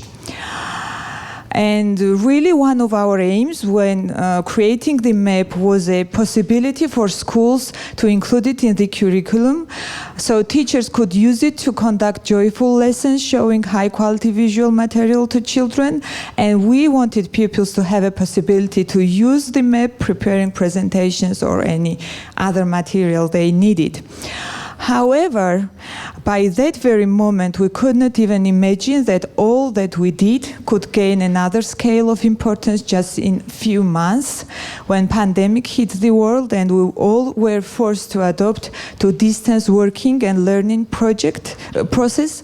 And just in 1 month, usage of our website has increased for 50%. Thus, driven by belief that the power of science, education and storytelling would change the world, we appear to be making science reachable in the world changed by the COVID-19. Thank you very much. Thank you, Natalia. Very good story. So last presenter is Louis. And Louis is an international researcher in branding, and I think some of you have joined the survey earlier. So, many of you have participated in the survey. Oh yeah, good. So he's going to show us some findings. So let's welcome Louis. All right. I'm going to stand up if you don't mind. All right. Perfect. So that's it. Today we're going to see the results of this ambitious project that I conducted in June this year with the amazing support from ICOM-MPR, amazing support from MPR members in Brazil, Lucimara, Barbara, and Deborah, and also with the support of several national committees such as ICOM Brazil, ICOM Canada, also represented here. And the general idea of this survey was to understand. Lucimara told us earlier today that the museum definition, it's a vision. It's somewhere that we want to go to. With this survey, I'm trying to raise some data for us to understand how far are we from that vision. A general overview of the sampling profile. I'm going to rush into the data. Don't feel threatened. We can talk about the details later. Anyway, so this is the third survey of a series of museum branding surveys that I've been conducting. The first one was in 2008, and it was made by Robert Jones from Wolf Hollings. So I retook this model in 2014, the second survey, and now the third this year with 406 submissions. The survey was available in English, Portuguese, and Spanish, making it more accessible to people everywhere. And now we're going to see, I merged the results, and we're going to see in this report today. Most participants were from Latin America, of course. We're huge, as you know, followed by Europe and the US and Canada. However, since this survey is an open survey, it's an online survey, people from anywhere can join it, you cannot much control where people are coming from. But some surprises occurred, such as the great participation from Mexico, from Argentina, from Latvia, Slovenia, and Iran, for all places. It was a great surprise. We had a great participation also from senior management, which is good for us here in this case, especially museum directors, curators, communications and marketing managers, meaning people in our organizations that have the power, that have decision makers or can influence those decisions. And here's the problematic point of this survey. This question was the highest dropout question. In a survey, the dropout is when people get into the survey and it goes away for some reason. My reading of this was what we can consider on the third other. When we try to bring museums nowadays into a specific box, they don't seem to fit in. That's what the other supposed to be.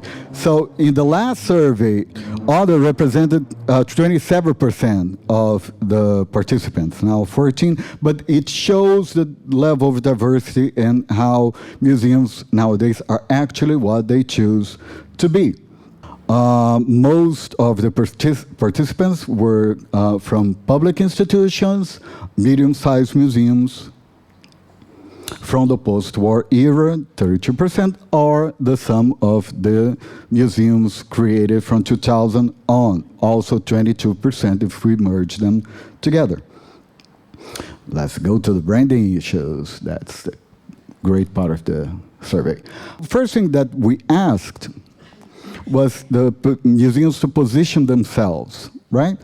And those 31% in the last survey was 41% are the ones that identifies themselves as huge potential, but largely unknown. We're from communications and marketing. We know what this is all about, right? It's the understanding that we are great, we're fantastic, we're super cool, and people will rush into our doors if they only knew we are there. Meaning the problem's always outside, not inside. Right? Okay, moving on.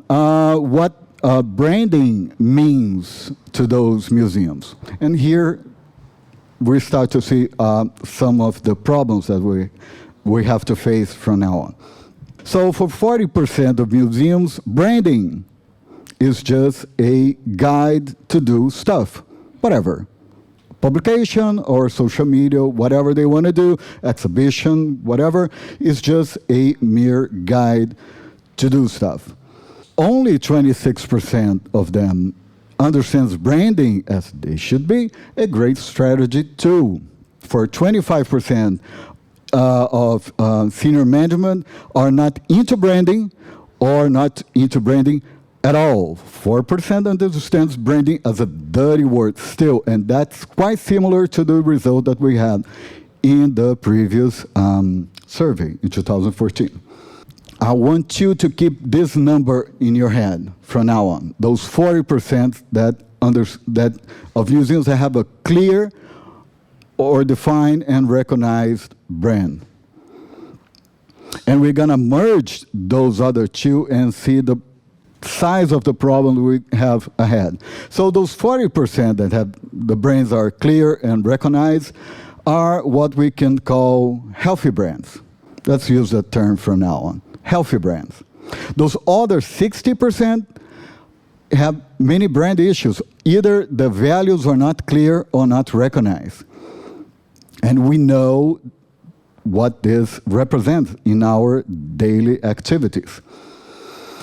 And those branding issues are also related to this, the mission. And the mission is where the new definition lies in our housed in our museums. To know about a museum mission, I believe, is the very thing, maybe the only truly thing that the staff should know. And I will ask you this: how many of you work in a museum and know your museum mission word by word, not an interpretation, not a remix, not some fuzzy understanding, word by word? How many of you?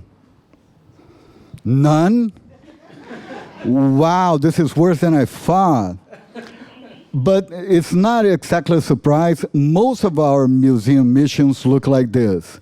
And you don't have to understand what is written, because we don't. Even when we know the language, we cannot understand what is written. Because we have this tendency to put too many words, to embrace the word and mean nothing. In practical terms, what we have here is, remember those 40%, you have them in mind, those healthy brands, they're here.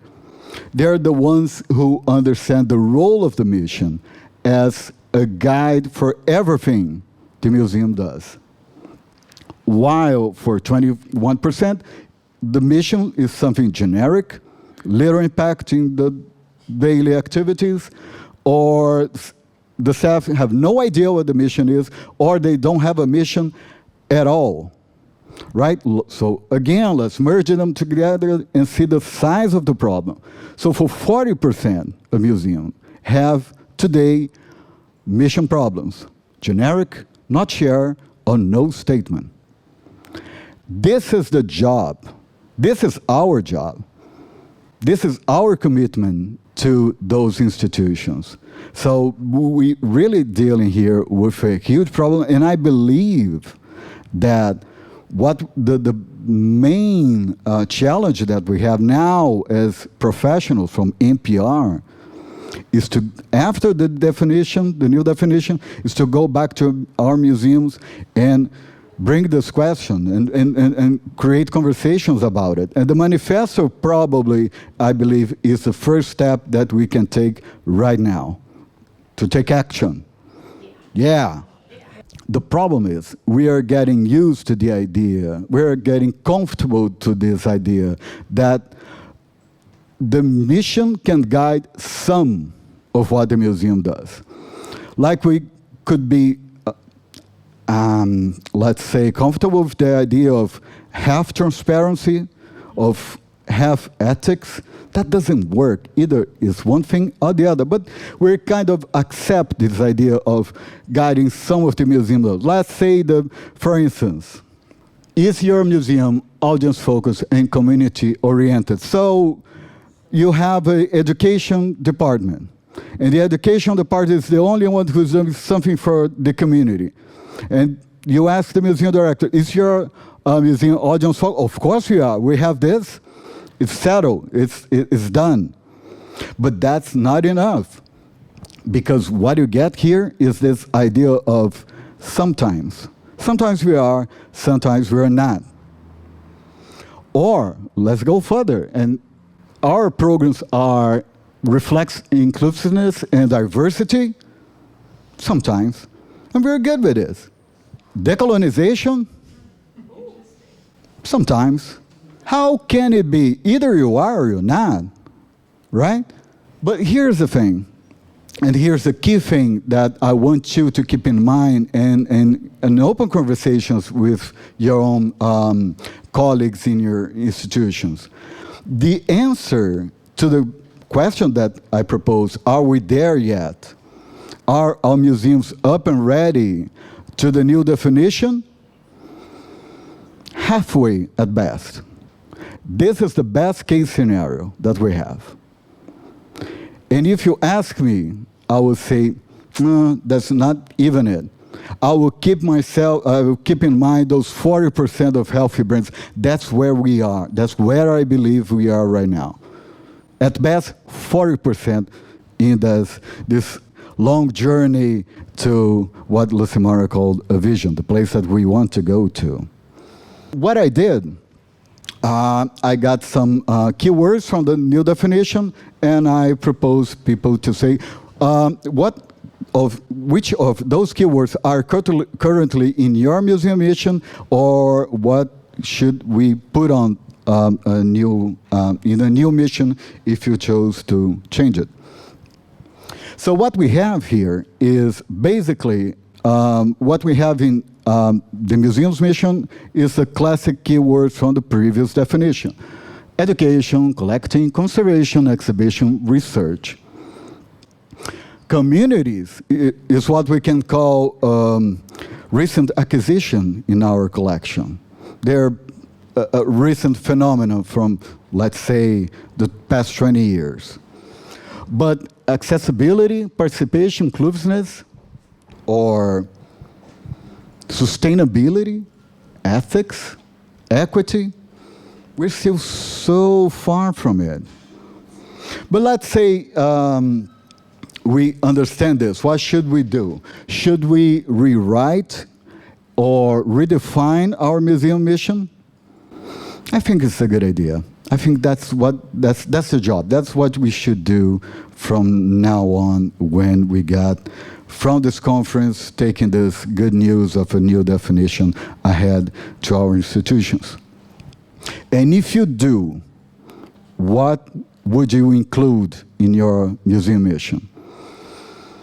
That's great. So participation, inclusiveness, accessibility, diversity, sustainability, all those good things. But interesting to see on the data is that on that question, we had 402 answers. And now only 222, half of the participants. What that tells us, that even when you create a mental exercise of bringing the idea of change, people are still struggling with the idea. Change is not really that easy for us. Even when it's on a mental universe that there's no relationship with the reality itself, it's still hard for us to embrace it. And it's, for me, what really took my attention is how equity was the last on the list. And for me, this is the path. This is how we can really create change. This is the word, the key word, that we can go to this place that Lucimara told us, this vision, this place that we want to go to. So now that's the fun part of the presentation. So I also asked the participants to choose 3 museums that they admire the most, right? So not the best museums, the best collections, the best buildings, just museums that they love, they admire. And they could choose 3 of them. And for me, again, when we talked about the other, the diversity of museums, we also have a great diversity of museums selected here. Over 400 museums were appointed as museums that people love. And let's see if you can choose which was the #1 museum appointed by our participants. The museum they admired the most. Any ideas? Oh, that's a very good one. Now, any other guess? Yes, Elke. The who? The who? There you go. Good choice. Good choice. That's was the #1 choice on the first choice and on the second choice. They're doing a great job, aren't they? Yeah, totally agree. Museum #2, the second. Who? Smithsonian? No. Any other guess? MoMA. Perfect. Right on spot. MoMA. MoMA on the last survey was #1, and now is #2. And the third? British? V&A, Tate? Nah, the Met. Come on, the Met did a great rebranding too. Those guys are good. Anyway, and here's is a list of the many other, part of the many other museums that were appointed. And your museum may be here in this list, who knows? So anyway, thank you.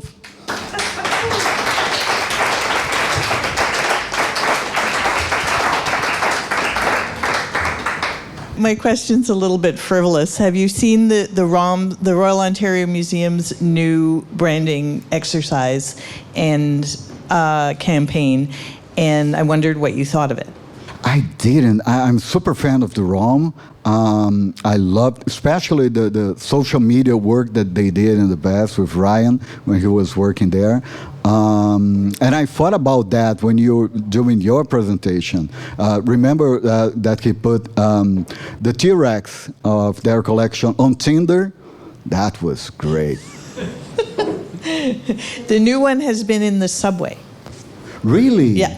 Wow, I have to check that. Thank you. Sorry.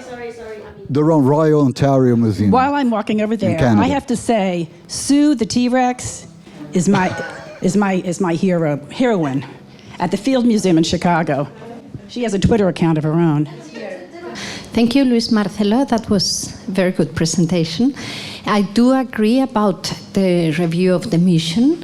What I would like to ask you is, because I find it very important to communicate it to the workers so that they can also communicate it. Could you give us some tips to do that, to improve that? First, make it short, make it understandable, and share with it. Share with your staff. Make it real. That's the main thing. It really doesn't work if you say something. For instance, Mattia just mentioned the Rijksmuseum. They have a great mission. Short, simple, and they live up to it. That's what we should be doing. And that's why we have so many, let's call, unhealthy brands, because they're not doing the basic job. And once again, when I talk about museums, they're not doing their job, we have to push this agenda forward. That's our responsibility from us here in this room, to raise awareness of that issue and how, when you have a shared mission that everyone understands and are aligned with, you save money, you save time, you save effort, and you make your institution go in the positive right direction, and it's good for you and your audience and your patrons and so on, all your stakeholders. Okay. Thank you all for all the participations. It was a wonderful afternoon. And let's give a big hand to our 4 wonderful presenters. I'll hand the session to Deborah. So what fantastic presentations to go do the manifesto. Each one of you, thank you very much. I mean, you got the research, we got the humanity, we've got the cultural heritage, we've got the natural wildlife, and we got NFTs. What the hell is that? So we're going to do this now. So this is our culminating activity. The ICOM-MPR Manifesto, Museums for Action, is a map to turn beliefs, inspiration, and hope identified during the whole conference into action. Together, we're going to work in groups, and Cecilia Martin will lead us now. She's going to say a few words into our manifesto activity. Cecilia is all about the collaborative, creative process. So just say what's on your mind and listen to others talk as well. As a university teacher, she is committed to empowering the next generation to take museums' brands further than they've ever gone before.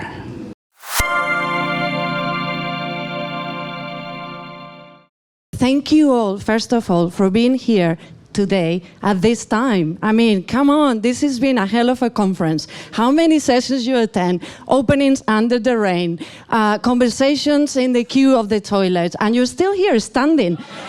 And I have good news. This is not the end. This is the beginning. Because we are going to take all these ideas that all these colleagues from all over the world are going to have shared with us. We're going to take them further. We're going to bring this inspiration into action. And I have to say one thing before I move on, that you're wonderful people, and it's such an honor to be part of this community from all over the world. We've got so much power.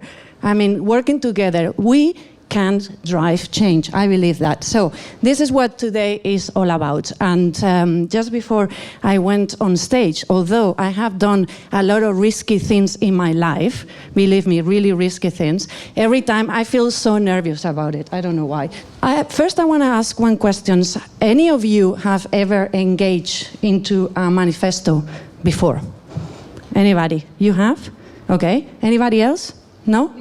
Maybe? Yes? Okay. So from the ones that already have done, we're going to learn from your experience.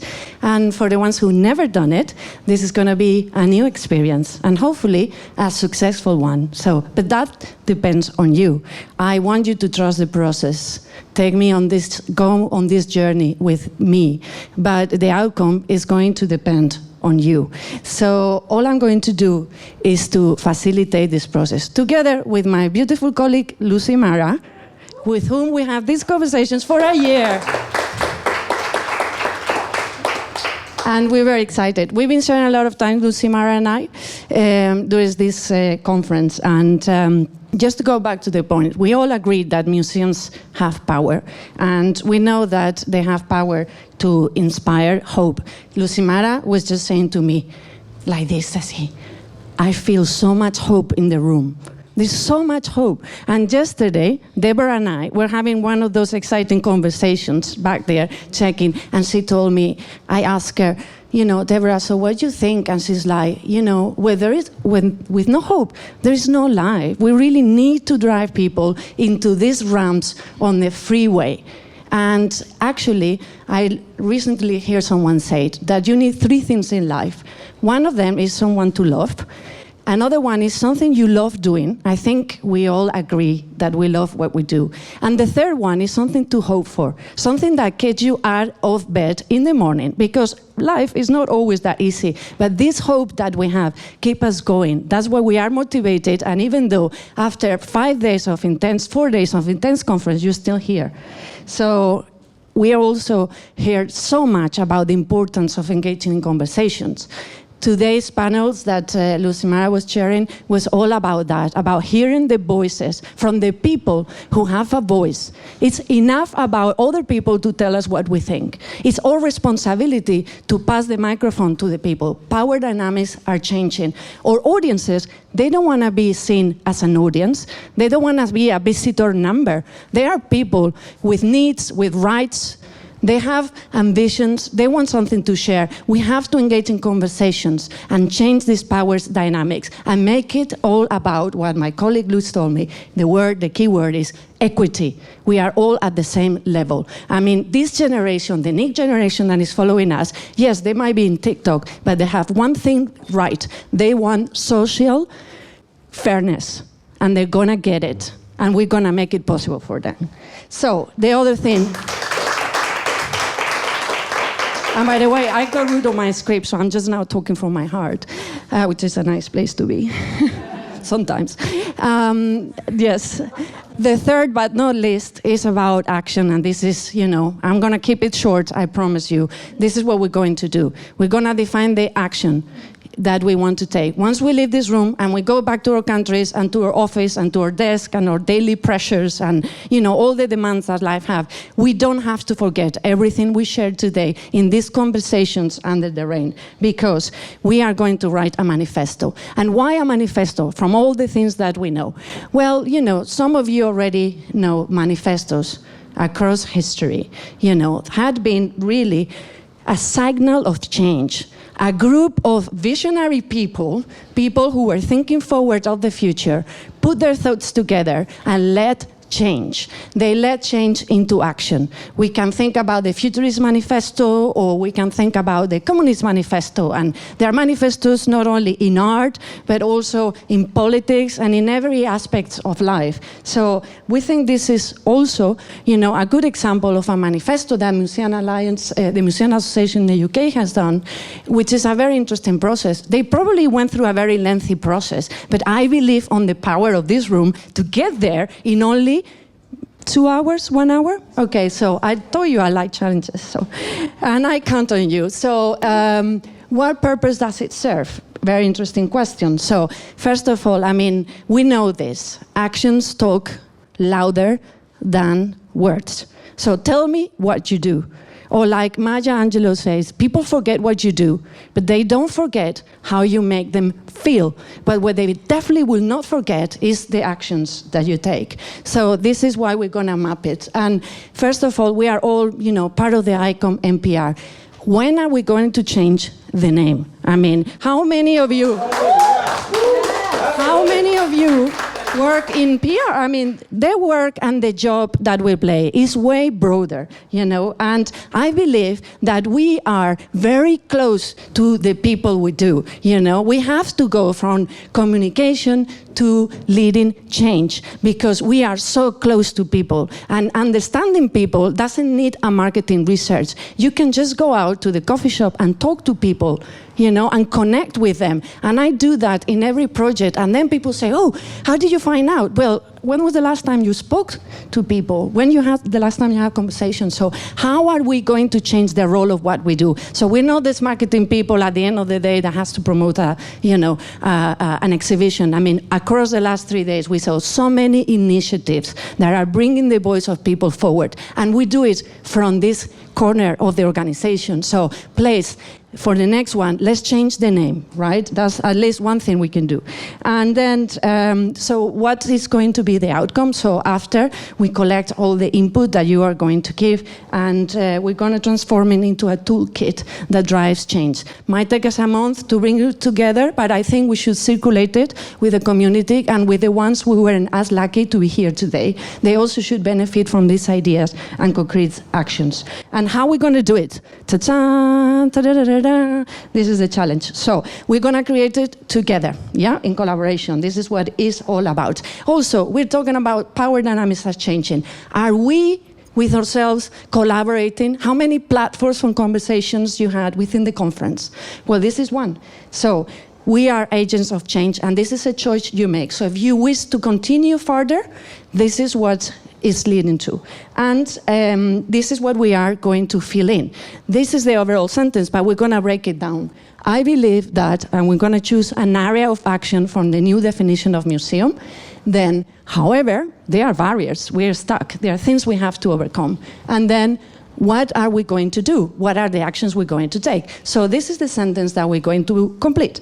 But this sentence is going to be broken down in 3 acts, like any good theater piece is broken in 3 acts. First act is we're going to get into groups in the big room, 5 people, depending on how we are, or 4, as many groups as possible. And I've got with me a very nice army of coaches who've been along the way and also, put it up. So I like to the coaches to stand up. So you know who they are, and they are going to facilitate each of the groups. Yeah, so we get to the results that we need because we only have an hour. And then what else we're going to do? Yes, we're going to select an area of action. Only one, just to focus, yeah? So 1 area of action per group. And don't worry if you don't remember, because our beautiful coaches are going to guide you through. And then we are going to say, because we believe, and we will choose the area of action. And I think, Lucimara, maybe you want to say something about it. Well, it's going to be hard to keep up all this energy, but I'll try. I think what we're trying to do, as you have seen, is to bring into action everything that we have gone through here. But we are in the light of this vision of the new definition. And we know that these terms means different things for you. Depends on the museum, the region, the country. So when we come together in a group, we will also be discussing what accessibility means for you and what it means to the south, what it means to the north, what diversity means, what sustainability means. And it may mean different things. And this is why we want to come together. And this is why when she asked why ICOM-MPR doing this, because public relations needs to be truth. We need to speak the truth. We need to be relevant, and we need to build trust. And we need to convey the message and communications that will resonate with the contemporary issues. And we still have to learn as well how we build stories and narratives that convey that message. And this is something that we want to go through in the exercise. Yes, it's just an exercise, but it will help us to come out with the issues that perhaps will be the struggles that you have when you come back and you try to go back to your organization and rethink about your mission statement. So it's kind of an exercise that we do together in a company, and in a company of experts that goes through communications, marketing, but goes through the truth of our museums. So just if you want to pass Cecilia, so what sustainability means to you, individually, for your museum, for your region, for your country. We talked about this morning. The second, in terms of inclusion, is that about people with accessibility that you want to include? Is that about race? Is that about gender? What is relevant to you? We want to listen to this in the group this afternoon. And in terms of diversity, what does it mean for you? It means different things. As today, we were listening from Linda. Diversity there is something else, and we need to hear from your story, and also thinking about the narratives that your museum are taking care of, the typology, the collection you have, the responsibility you hold on the type of diversity you want to be meaningful. Just think about it. And the next one is preservation. And preservation in a broader sense. We talk about climate change. We talk about how our collections are under threat in different parts of the world. So just think about as well. And this is part of what we want you to fill the blank. And that's what the exercise we're going to do. Exactly. So that's going to be the first part. Yeah. The second act is going to be about I was going to say something crazy, but I won't stick to the plan. So the second thing is going to be about what are the barriers that we identify. That's all very good in paper, but when I go back to the floor next Monday, what are the barriers that you are experiencing? And you can be as creative as you want, yeah? And we're going to identify 3 barriers, because it's not realistic to think that, all the doors are open. We are in the museum, if one thing we learned is to constantly be climbing faces and engineering solutions. So what are those fences? What are those barriers? And then, so this is going to be, however, the things that we are feeling at the moment, that we're feeling stuck. Yeah, and let's share our frustrations, because it's very important to bear them in mind. And then last piece of it will be, knowing this area that we're aiming for and the barriers that we have, what are the actions we're going to take? Right? So these are the actions that you're going to have. We're going to come back to 3. I'll leave it to the coaches how they want you to lead you into that solution. And that's going to be very interesting, because we're going to define where we're going to do. And you can be very creative and specific, or you can be, more big picture. So this is the plan in 3 steps, and you'll get some hangouts, so don't worry.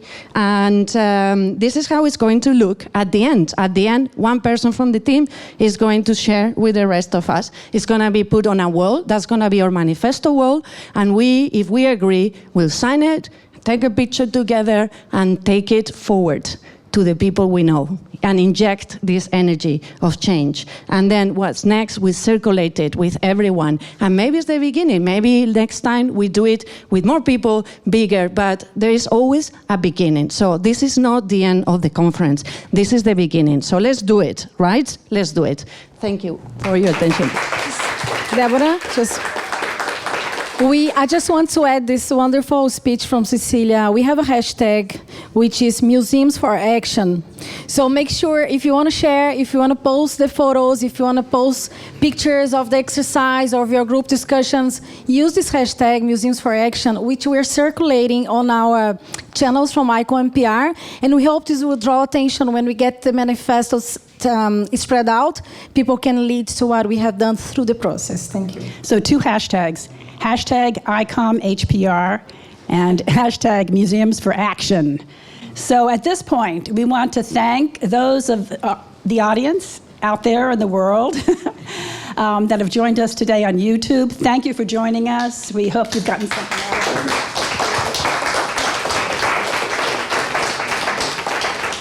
And please consider joining ICOM-MPR if you haven't. This is just the beginning. And consider and follow us on Facebook and on our website at ICOM-MPR. At least for now, it's ICOM-MPR until we change the name. Okay.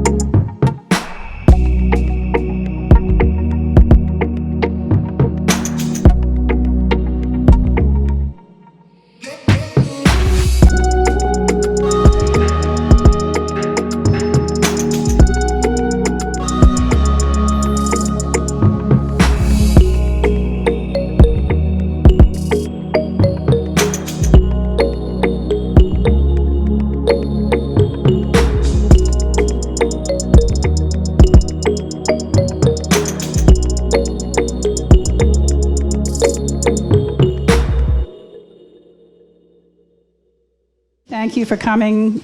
I know just a few last minutes. We want you to hear from the next generation. The next generation. So we provided travel grants to some up and coming. They've already come up. We want to keep them going. So we'd love to hear from our travel grantees on their experience this week. If you can just briefly introduce yourself, what you do, and then just one or two of your reflections, impressions, what the conference meant to you. Hello again. Yeah, it was a great experience. As the first Mongolian who's had a great opportunity to speak at general conference, and then also as a first grantee, MPR young member grantee from Mongolia. I'm really thankful for the MPR board members. I met a lot of international people, and we exchanged our opinions about museums and sharing our cultures, and it was a really great opportunity to meet these people. I am very happy to be here with you. At the first, my name is Samar Said. I am from Egypt. I work in the Grand Egyptian Museum. At the first, I would like to thank all those who on the conference and all presenters and assistants and Dr. Henkel and the Vice President and Dr. Chang for giving me the opportunity to attend the conference because it is a good opportunity to me. Because as I am currently work in the Grand Egyptian Museum in marketing department, I will tell you about the Grand Egyptian Museum in small talk because I want to promote my museum. The Grand Egyptian Museum in Egypt is considered one of the important project, civilizational project in the current century. And the Grand Egyptian Museum is located nearly 2 kilometers from away Giza pyramids. Do you know Giza pyramids already? The Grand Egyptian Museum, you can see in the Grand Egyptian Museum the collection of Tutankhamun, all the collection of Tutankhamun, which is 5,000 artifacts. 2,000 artifacts from the collection will be displayed for the first time, and you can see also the mail galleries from the period of prehistory to Ptolemaic period. You can see also grand stairs for big statues. And after that, about the activity you can, the visitor, make in Grand Egyptian Museum. There are education center, art and craft center, and library, and parks, auditoriums, theaters, 3D cinemas, and you can also find coffee shops and commercial area. This is a brief about my museum, and the museum supposed to be open at the end of this year, and I hope through 3-day presenters. I enjoyed the discussion and all presentations, and all presentations very useful for me and very informative and interesting, and I was benefited from all discussion and the presentation and all conference, and thank you for being with you.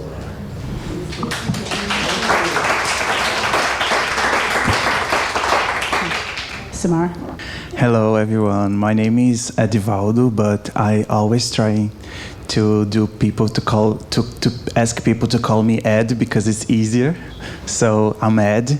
I'm from Brazil, and I live in the northwest part of Brazil, in a city called Recife, that I study and live in there like the last 8 years. So when I moved to this city, I come to study tourism. So this is my first experience in a big city and university, and I studied with tourism. So after that, I did a master's in tourism as well, and then I decided to do some other course in museology. So at all this time that I'm telling you about, I was working in a museum that I'm still working there, and called Ricardo Brenan Institute. Is a museum of collections. This person called Ricardo Brenan was a great collector and decided to build 3 buildings to save these collections that he passed all his life collecting. So he decided to put like weapons collection, wax figures, sculptures, Italian sculptures, French sculptures, paints. So we have a lot of, we have over there like lot of exhibitions.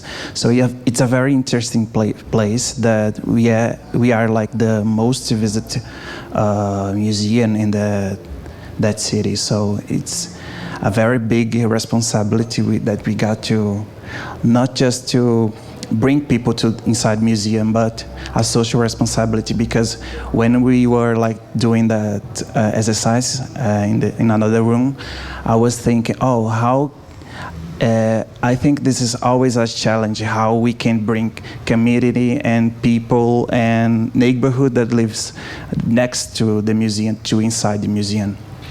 So this is something that I today think a lot about. So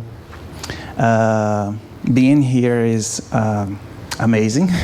It's like an incredible experience, because I always dreamed to be here. And I'm very touched by this opportunity, because my director always says, oh, ICOM event is a huge event. It's a big international event. So I always like dreaming about it. So this is like, I don't know the word, yeah, it's like heaven, thank you. So, but not just being here, but also be a part of this. So I feel like we are always doing the same thing. It's like being part of something really special. All the discussions, all the things that I saw, it's like being really connected to this stuff, you know? So I would like to just say thank you for MPR for take us, yeah, of course. I'm really happy to be part of this specific committee, because it's always something that I like to study, of course, and talk about it. So it's really, really nice. And I had the opportunity to do a presentation as well in another committee. It was like I didn't know that I was capable to do that, because I always think, oh, is my English enough for this? And I'm thinking this right now. Yeah, and I'm really proud of this. Yeah, this. Yeah. Thank you. Yeah. This is for the whole staff. This is for all of you.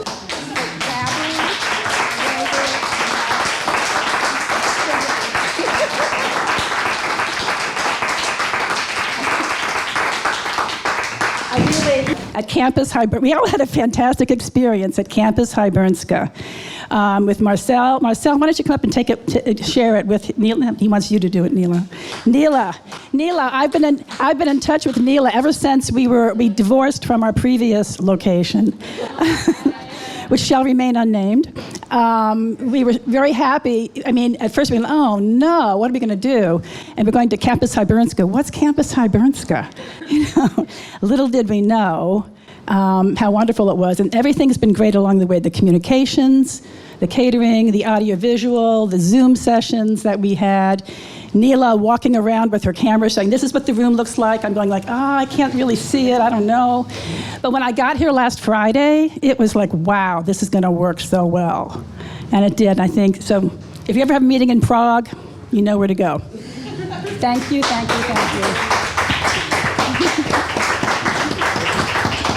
Thank you very much, and also we can give an applause to Josef, Hinek, Gabriela, Tomáš, Eva, Martin.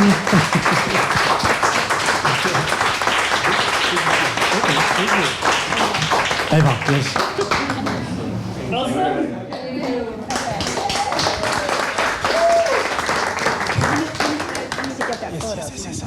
I want to thank all the participants for taking part in the manifesto activity and, putting all your expression, and to Luis Marcelo, who is there, and Lucimara for this journey on co-creating it for almost like a year. Thank you, guys. And all the coaches for doing the facilitation. And please make sure you sign so we can circulate the outcome.